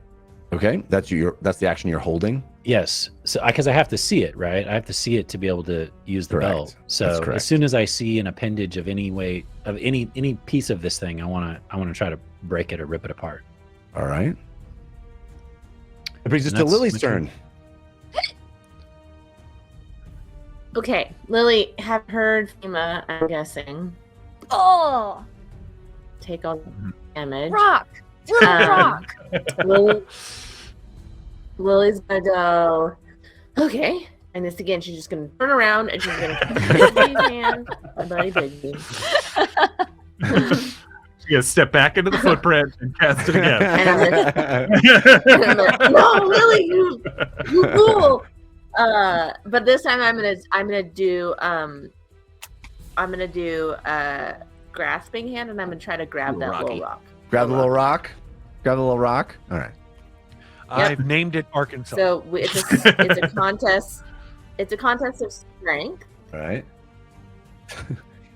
You'll be shocked I'm guessing that the little it rock is doesn't have a lot of strength. I know. Also, I'm guessing it's It a is a small small creature. So I have Yeah, advantage on that. It's a giant hand picking up a small pebble. I mean, I also rolled a 4. I rolled a 4, like natural 4. Yeah. So I don't think this hand has any problem. Well, Throw it back I at got its a papa. 22. That's what you need to do. Just throw it back. yeah, that's the whole. Throw But it back. okay, 22. So I've grappled Lil Rocky. Is Little Rocky now part of our party? Look at that. And Boom. Lily Oh, will there's a big me hand. Look at that. Cool. satisfied. All right. Are you Oh, squeezing it? Are you holding it? You're just holding the rock? it's in a grapple basically. Is Okay. what it is. So actually, well, I will because I think I'll do the I don't think I can really throw it with Bigsby hand, unfortunately. So I'm gonna do the bonus action to Squeeze it. Yeah, squeeze it. Just squeeze it. Squeeze it. All right. Yeah. Squeeze it. How much damage do you do on a squeeze? It takes bludgeoning damage. That seems weird, but that's what it is.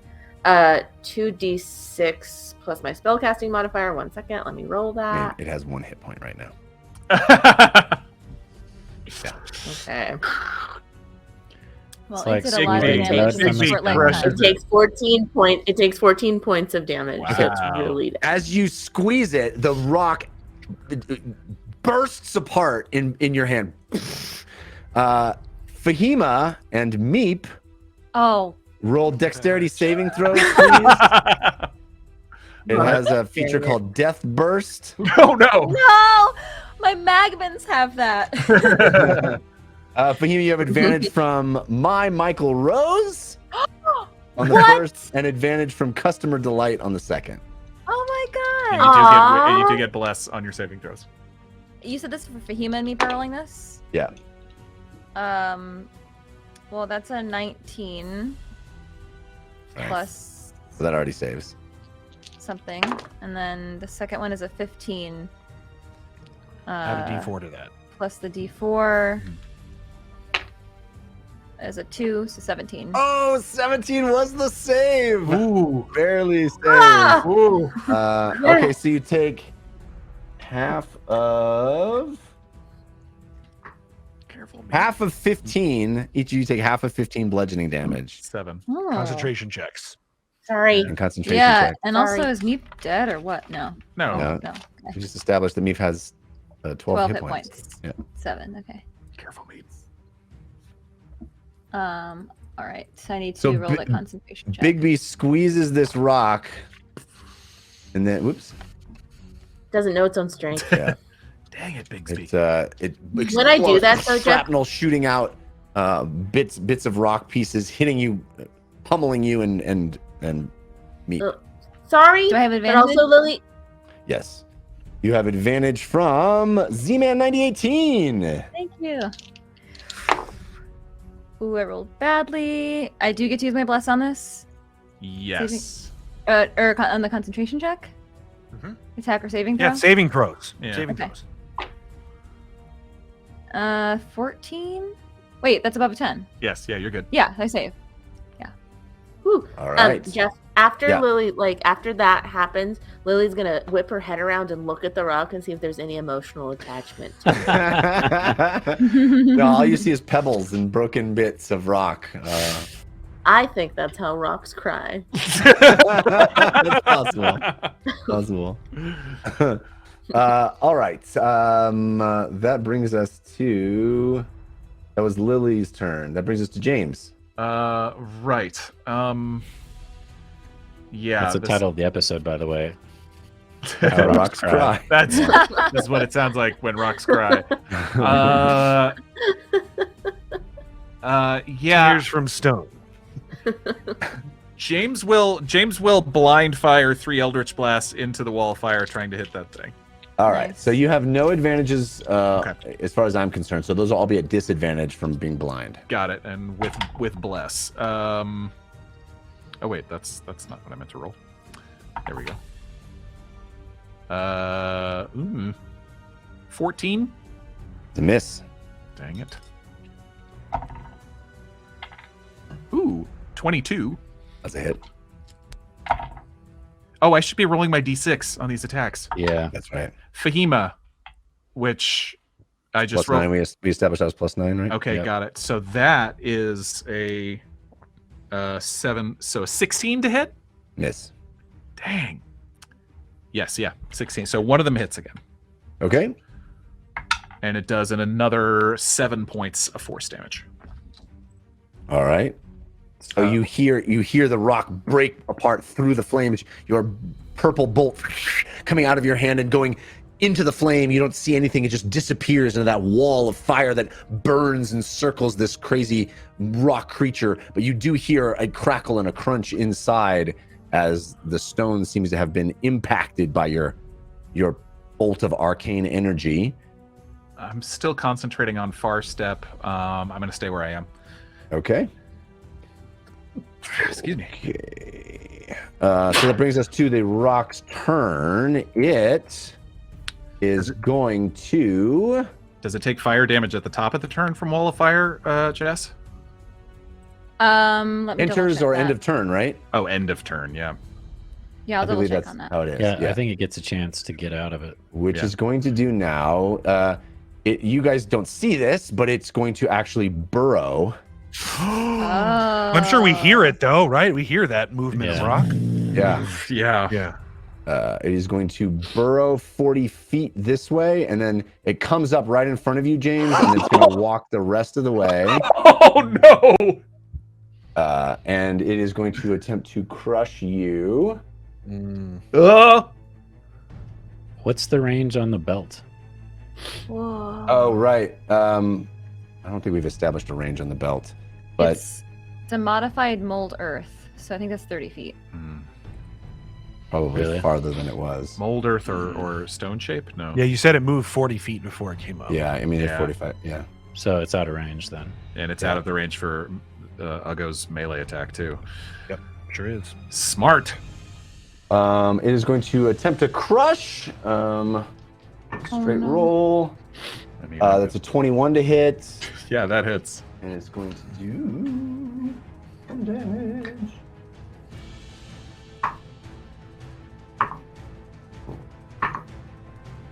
That is 14 points of bludgeoning damage.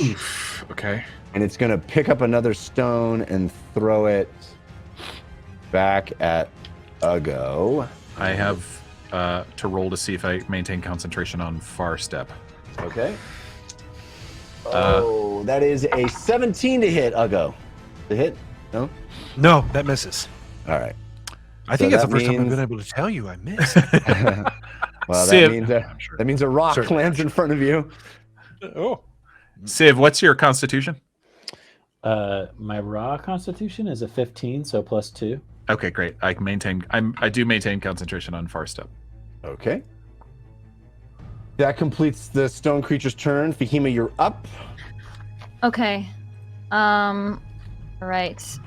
I'm going to it use... reached down and picked up another boulder out of the ground, hucked it across the footprint. It missed you, Ugo. It lands into the ground, but you see that thing rattle and shake like it's going to have some life of its own. Sorry, go ahead, Fahima.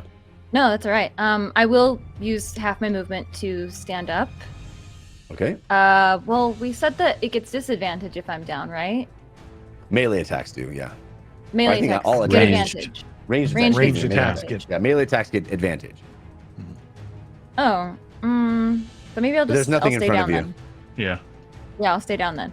If it's gonna give me a little bit of an advantage at range. Attacks that you make from prone are disadvantaged. They are? Yes. All right, I'm getting up. Just getting up. Okay. Getting up. Okay, and she will cast Fireball Ooh. on the creature. All right. And And James. And I'm gonna center it off the side so it doesn't hit James. we know, we're just joking. thank you. No, I was looking actually at my other Metamagic Adept feature to see if I would need to use that right now, but I won't need to. Okay. Yeah, so I cast Fireball. All right, I need to roll a dex save. Is that right? Yep. Yes. Good Not old my strong dex. suit. Oh, the giant rock monster isn't a dancer? I rolled rhythm is an answer. I rolled a 5, so a total of 4. Yeah, that doesn't save. All right. Yeah. it does. Nah. No. It doesn't Yeah. save against the weakest cantrip in the game. Cast by a blind. 28 points of fire damage. 28. All right. Woo. Fireball explodes, blowing up. You're still maintaining concentration on your wall of fire, your ring of fire? Yeah, I can't move it, but I might as well don't- just keep it up. Don't drop it yet! All right. That's my turn. Brings us up to Lilstone's turn. It's going to go slamming into Ugo. Lilstone. Didn't Little It don't Stone die, die? but he just The a new first- one. This The new first little stone. stone died. This every time he throws it and it's a miss, it makes a little stone. Oh, I see. So it's gonna attempt a slam. It's 11. 11. Big 11 to hit. B hand turns around and kind of sighs like, "What did I even do?"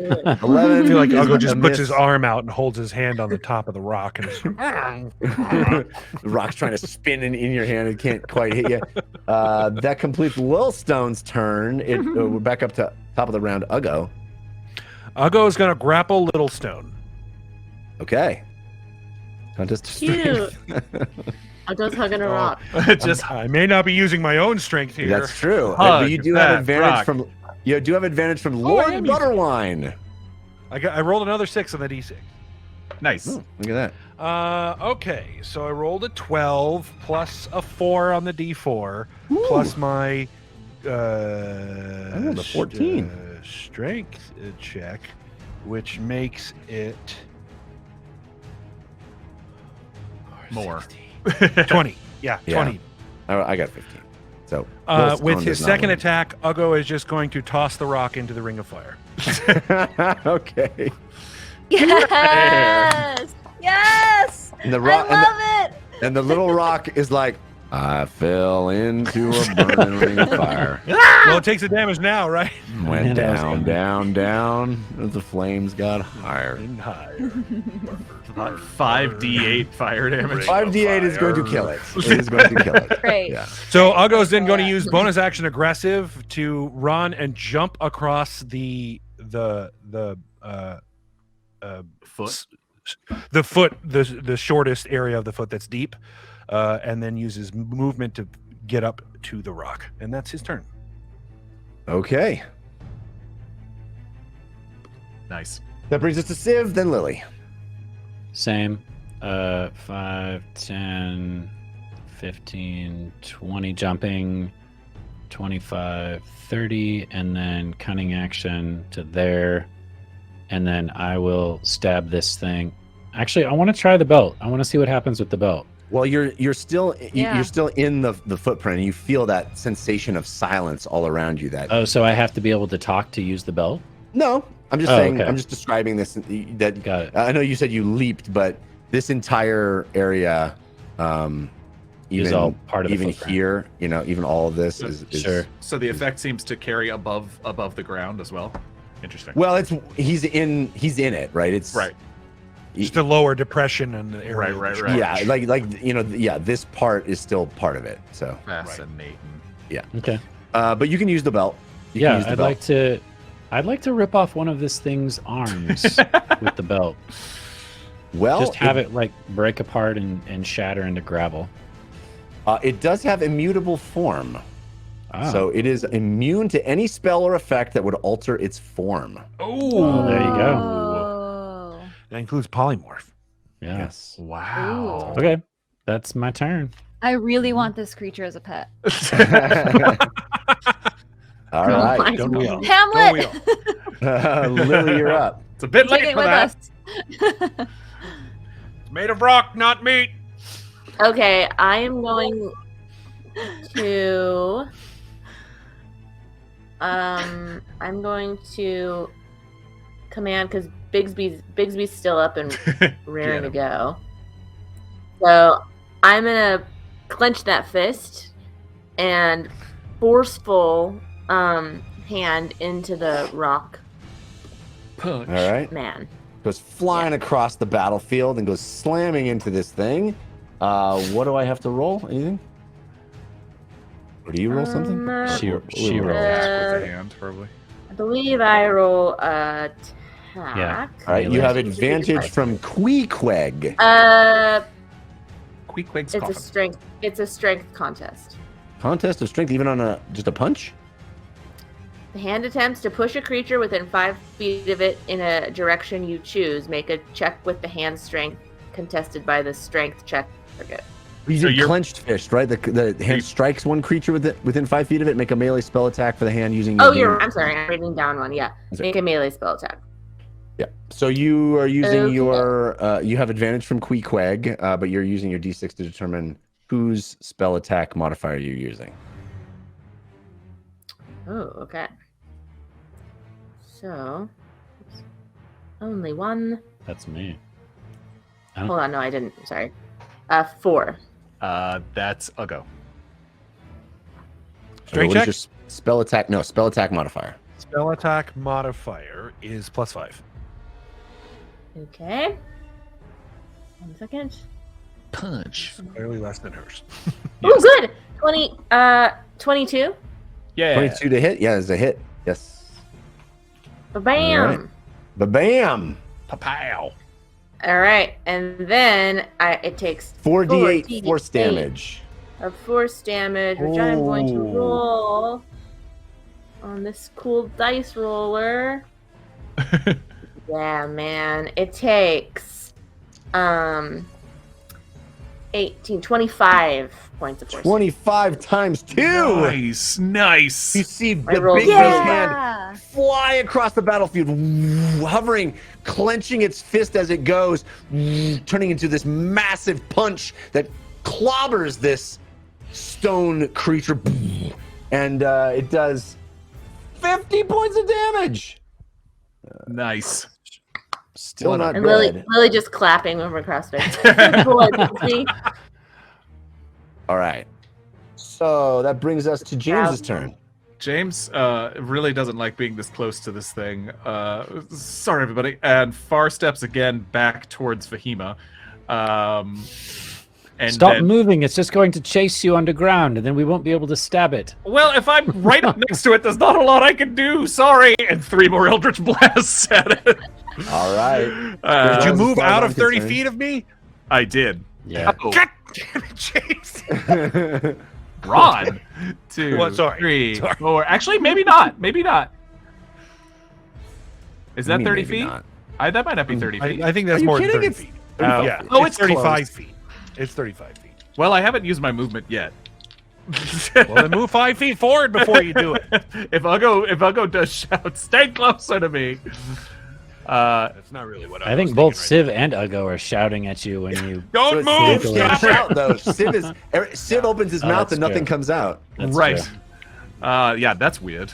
Ugo, James turns and watches Civ like shouting silently. It's like, you're on mute. My tail comes up and points at the rock monster and points at the ground. I rolled Fahima on the D6 again. That's an 11 to hit, a 21 to hit, and a 19 to hit. 2 hits. All right, thank goodness. Oh, actually, let's see. Nah, 13 because I'm blessed on them as well. How bad does this creature look at this point? Pretty bad. Pretty bad. 12 points of force damage. That's before doubling, right? That's before doubling. All right. Okay. So James throws a couple of Eldritch Blasts. One misses, hitting in the ground, knocking up some dirt and dust. The other 2 knocking parts of this thing, and the final one knocking into the boulders that seem to compose this creature's form, breaking it apart. As it dies, No. it also has Death Burst. Sorry, guys. Oh. So Ugo and Civ, you need to roll me dexterity saving throws. Civ, you have advantage from Angel Devilson. Ugo, you have advantage from Goofus McDorkle. Saving throws, we get to Thank keep you. our own, right? We don't have to use somebody else's. That's correct. Yeah, Okay, it's only that's ability correct. And you- checks and Yeah. Just making You're sure. blessed on Well, this it, is the too. one I want to use other people's. Remember, you get a D4 in addition. Yeah, I got it. Thank you. Dirty 20. That saves. 16. 16 does not save. So you take 18 points of bludgeoning damage, and Civ, you take Reduced. 9. I don't Actually, take he any. takes I half got that. Takes any. Yeah. Evasion. Oh, yeah, right. All right. Rogues. Good old Big- evasion. big, I'm big, dancing. I'm giant, dancing. giant Civ does a backflip, and it looks very strange. All right, so this thing explodes. Shrapnel bits and rock and dirt blowing up as it takes that final Eldritch Blast from James. And Civ, you dance out of the way as the pebbles, the rocks, the shards of stone fly over your head. Ugo, you look at Civ. Someone hit you in the face and neck and shoulders. You're twice my size. How'd you do that? All right, and with that, the fight is ended. It's the Oswatch Tango. I'll teach you later. Yeah, I definitely want to learn how to tango. Is everybody all right? I'm all right. Relatively, yes. Watch out over there. That's right around where the insects disappeared. Where I am. All right. Well, no, where Siv and Ugo are. By the car. Yeah, we should stay on guard. Good idea, James. Yeah, I actually want to, before my giant's strength stuff goes away, I'd like to pop open some crates and figure out what's going on with this stuff. All right, Yeah, I'll so head over there too and help them investigate. see if you reach down with an enormous paw and pry open the lid of these crates, ripping them apart. And you look inside, and there seems to be bits of rock and stone in there, among some other accoutrement. I'll go roll me a religion check. Okay. You have a straight roll as far as I'm concerned. Okay. Religion, you need to roll the d6 for. That's right. Any valuable rocks, like gems, perhaps? No gems, no ores. It looks like rocks that made up this creature. It looks like rocks that are laying around here. It looks like rocks that you could find anywhere in this area. I see. It is Lily's religion check. Which is probably pretty good. Turns Okay, out it's okay. probably. She's Bards are good It at just about everything. is +4. yeah, better than mine. That's a 20, dirty 20. All right, so Ugo, you look in there and you recognize things that look like would be part of a religious ceremony. There are not candles, but there seem to be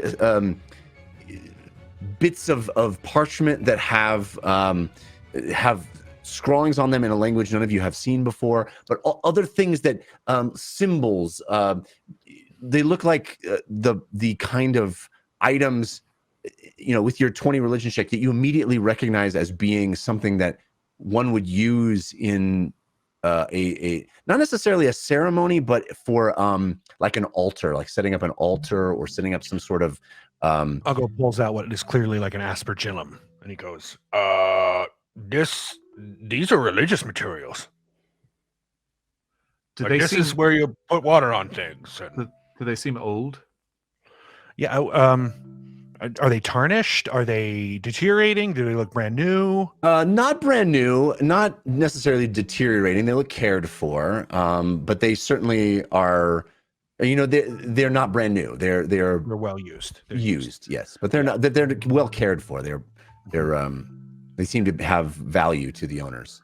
James Someone with experience has these. James calls out, "Hello!" There's no response. Anything else in the crates or the cart itself?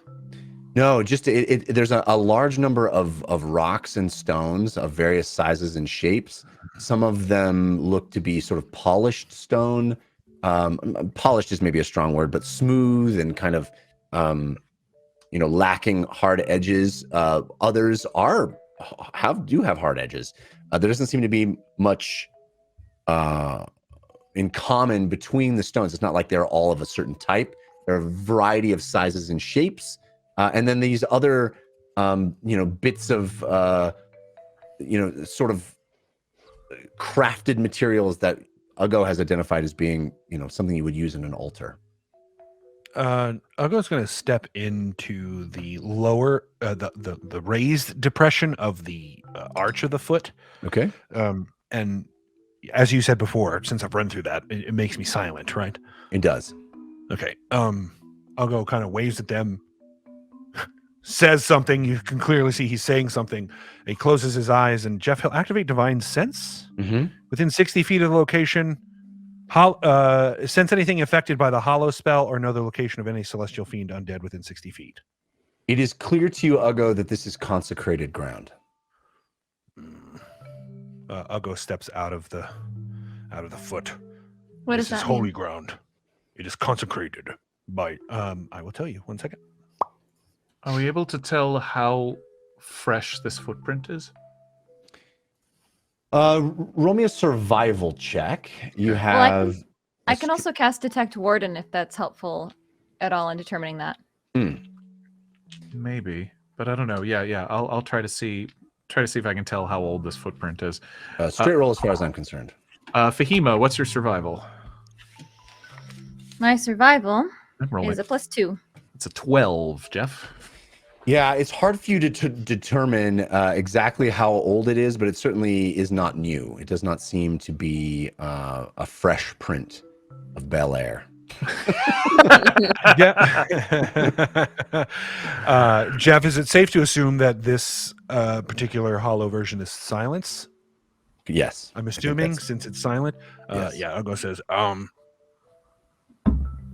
holy place. A spell must be cast in order to create this. This particular benefit apparently is silence. Strange. Do you know Yes. what god or gods these creatures could be worshipping to where they would do such a thing?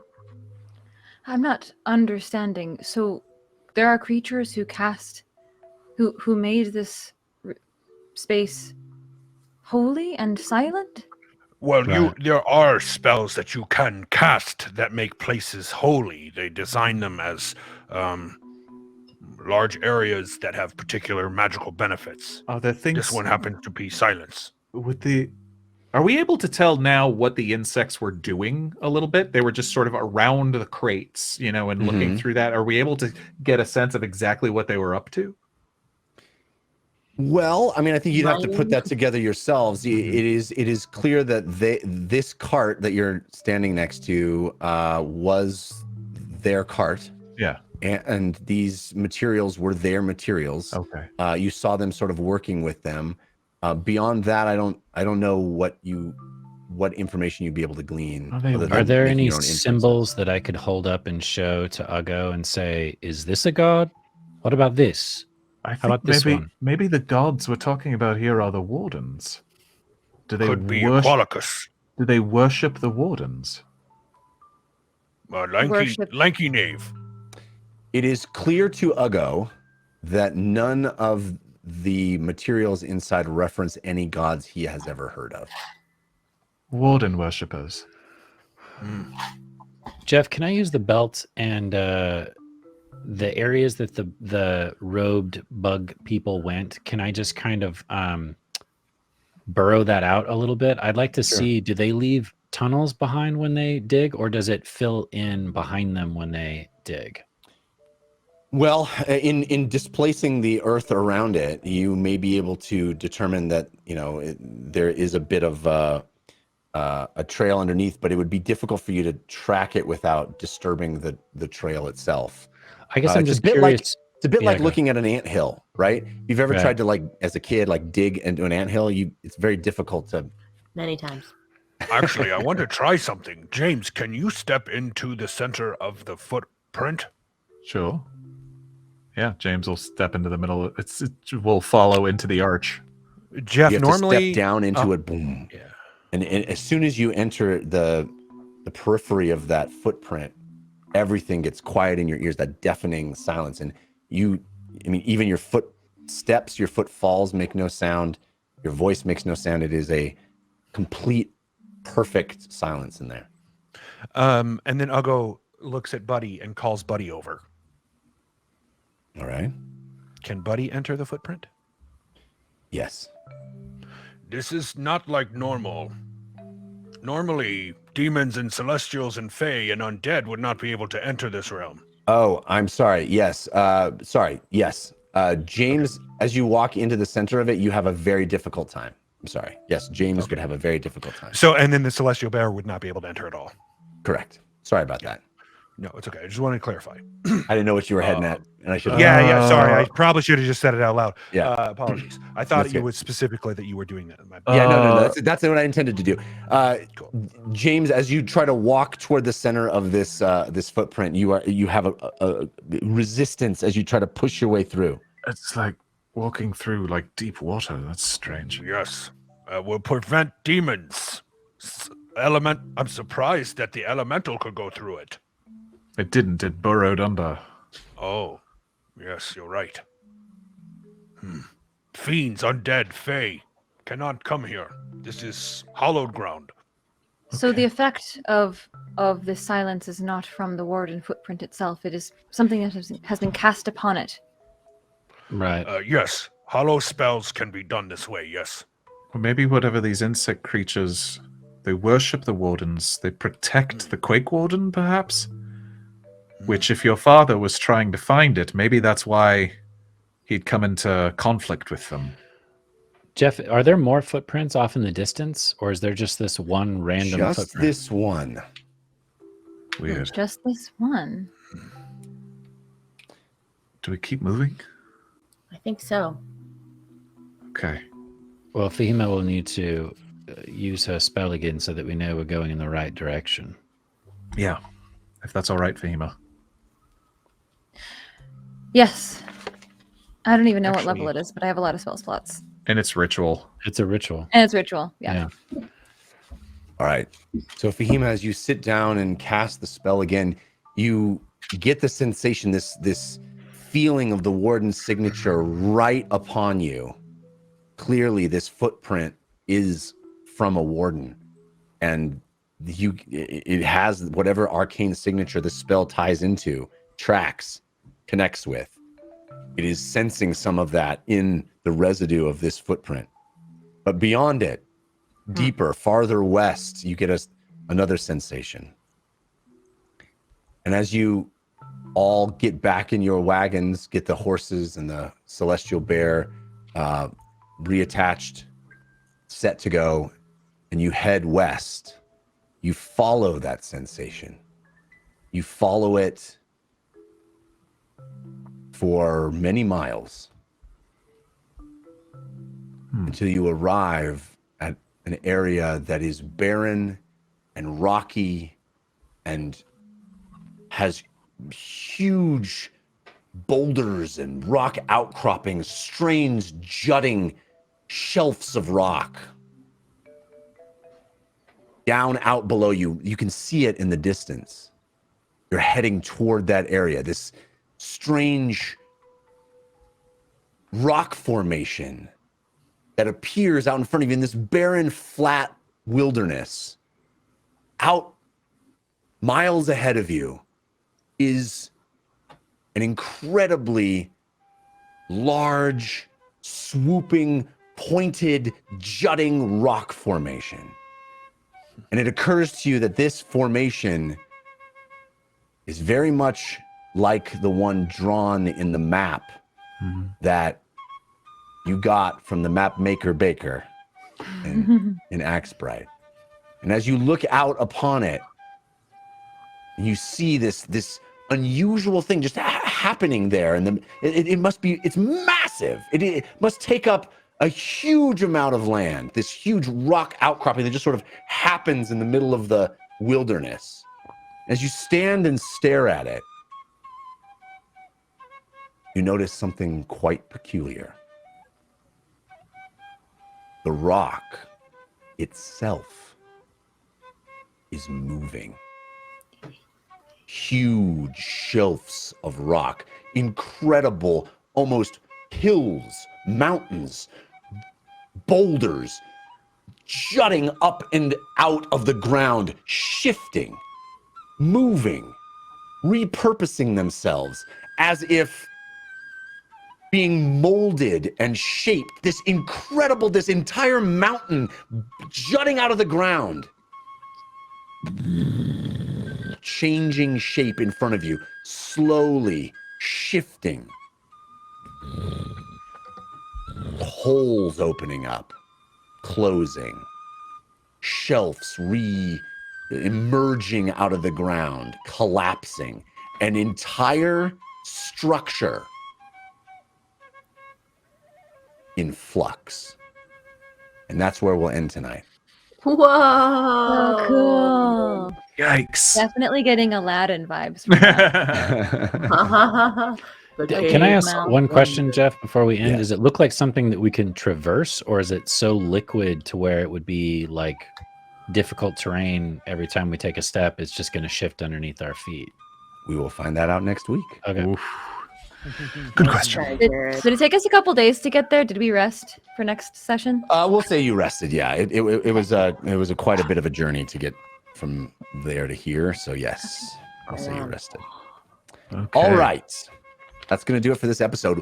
We, as I said at the top of the show, we are only made possible because of the generous support of our patrons over at patreon.com/thedungeonrun. Please check it out. See the cool perks that you can get, the bonus shows, the extra stuff, and support the show. Make sure the show stays possible. The only reason it's possible is because of our patrons, patreon.com/thedungeonrun, and Indeed. our most generous patrons, our topmost tier patrons. One of the perks they get is to have their names read out at the end of our show by our cast. Pretty cool perk if you ask me, but it's not just a rote list of names. No. We read it out in fun themes that are submitted by our patrons. And this week, the themes are both submitted by our friend Bubblegummy. Yay, Bubblegummy! Bubblegummy. So I'm gonna roll. Although maybe Morgan, do you want to roll? Yeah, the yeah. fun die with the I'll roll the names on fun it? die. Oh, that's a reroll. The first, it's twice a re. Wow. Okay, Lily. All right, Lily. Lily, you are going to do Team Force of Good. The names in Team Force of Good tier of our patrons, and you will read it out as a grandparent fondly reminiscing or complaining about the good old days at a family reunion.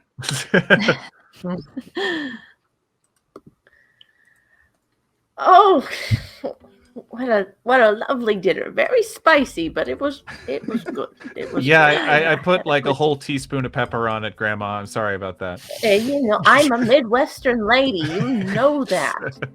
Sorry, I'll go Too more much bland pepper. next time. You know what it reminds me of is Hyperboy 66. He was a man I dated when I was much younger, and that boy likes spice. Okay, let me tell you. Nana, this is getting awkward already, Nana. Kids, come oh, away from Nana. She's getting started again. How much rosé have you had tonight, Nana? Oh, Seraphy, you're so cute. I'm not. So prudish. I'm You not know what? Sophie, Let that's- me Let tell her you. go. Let her go. Let her go. When you get to my age, which we shall not mention for my sake, you can't bribe me to be a liar. Okay, I'm just gonna say it like it is. All right. Yep. I'm a sloppy goat's bakery over here, just laughing out the truth. Okay. Grandma!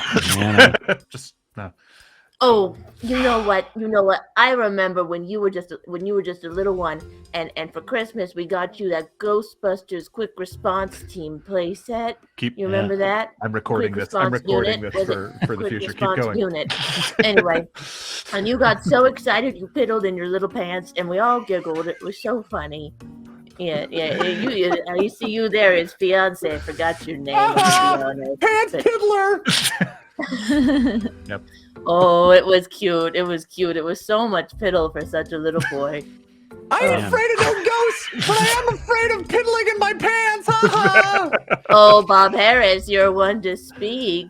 no. You remember at your high school graduation when you poo monkeyed all over yourself? Because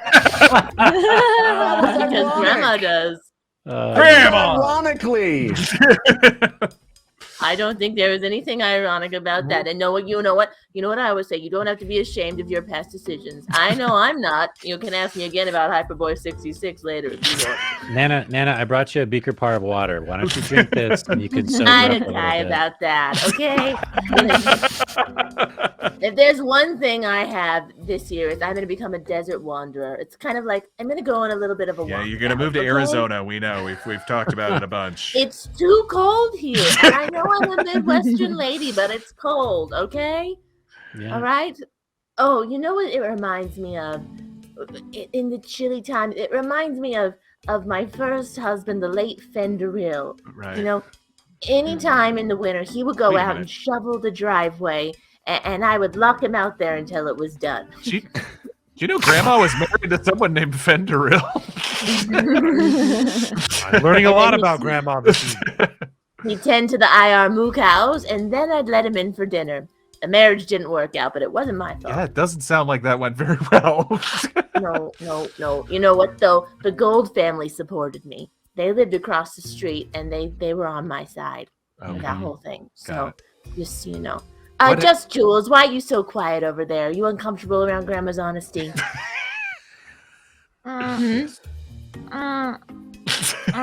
Kitty Spritches got your tongue?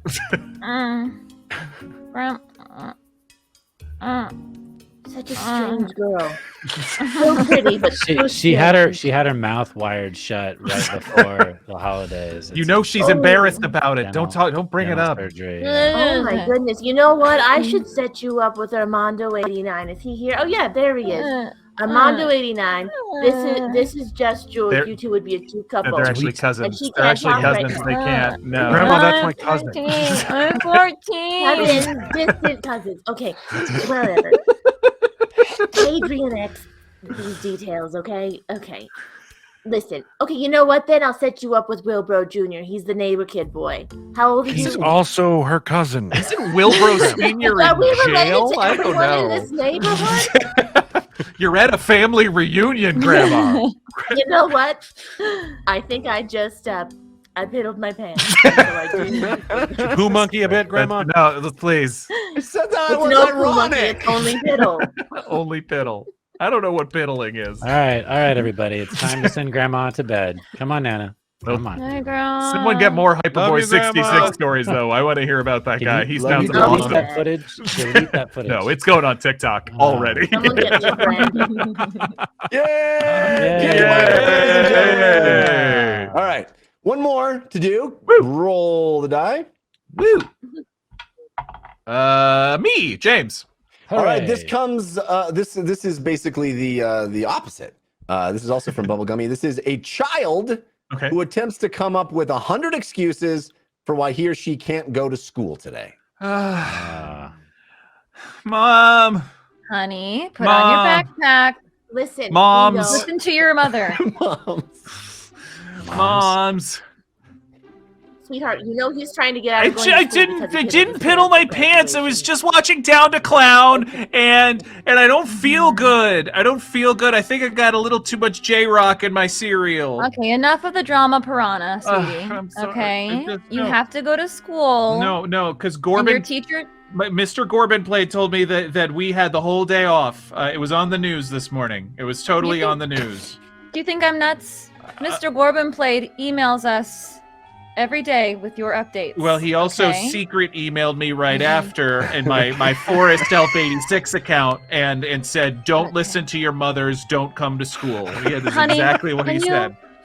Can you? You. Okay. Listen, we know that school can be hard, okay? All right? But, you know what? You gotta just go in there, and if people make fun of you, say, "That's wild, man," and you change the subject. That's wild, man. Remember, we I taught don't- you that. That's wild, man. I don't think Yeah, you that's guys. wild, man. You Walk just, away. that's wild, man, then I- they don't know what's walk coming away. at them. That's Wild Man doesn't work at Grimm School. When you're a student of Grimm, things are dark, man. And just saying "That's Wild Man" gets you stuffed in a locker. I Okay, don't you know, think- honey, I don't think if you're you wanna- committing to it. If you want to get into a good college in 12 years, Mhm. you're gonna need references. References are gonna be needed, Well- and you need to do well in school. Wait, I need to go to And you have 12 to be more down to years town, of okay? this? You have to try. I'm a kindergartner right now? You've just been held Yes. back a bunch. Oh, that makes Well, sense. yes, we're doing kindergarten for the third time. All right. I don't want to be a drama piranha. Don't be a drama piranha. Go to school. Don't be a drama. Yay! And if- Well done. That's Well wild. If you take anything from tonight's episode, it's don't be a drama piranha, be a student of Grimm. And don't. Then don't And piddle don't your piddle your pants. And don't fiddle your I band. wish somebody Also, would tell don't my poo daughter monkey. who I'm actively potty training right now. Oh, no. Oh, you want grandma to come over? Please, please. With the roses. All right, that's it for our show this week. Thanks Hooray. again to all the folks that support the show on Patreon. Thanks to our folks that donated. It looks like Team Force of Good ran away with it this week.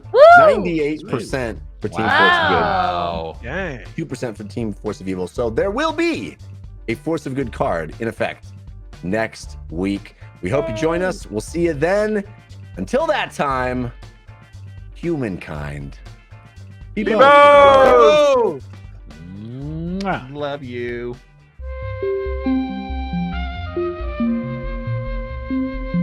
It started. It started. It started. Started.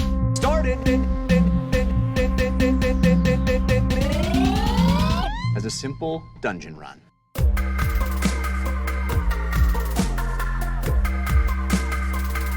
As a simple dungeon run. Let the dice roll!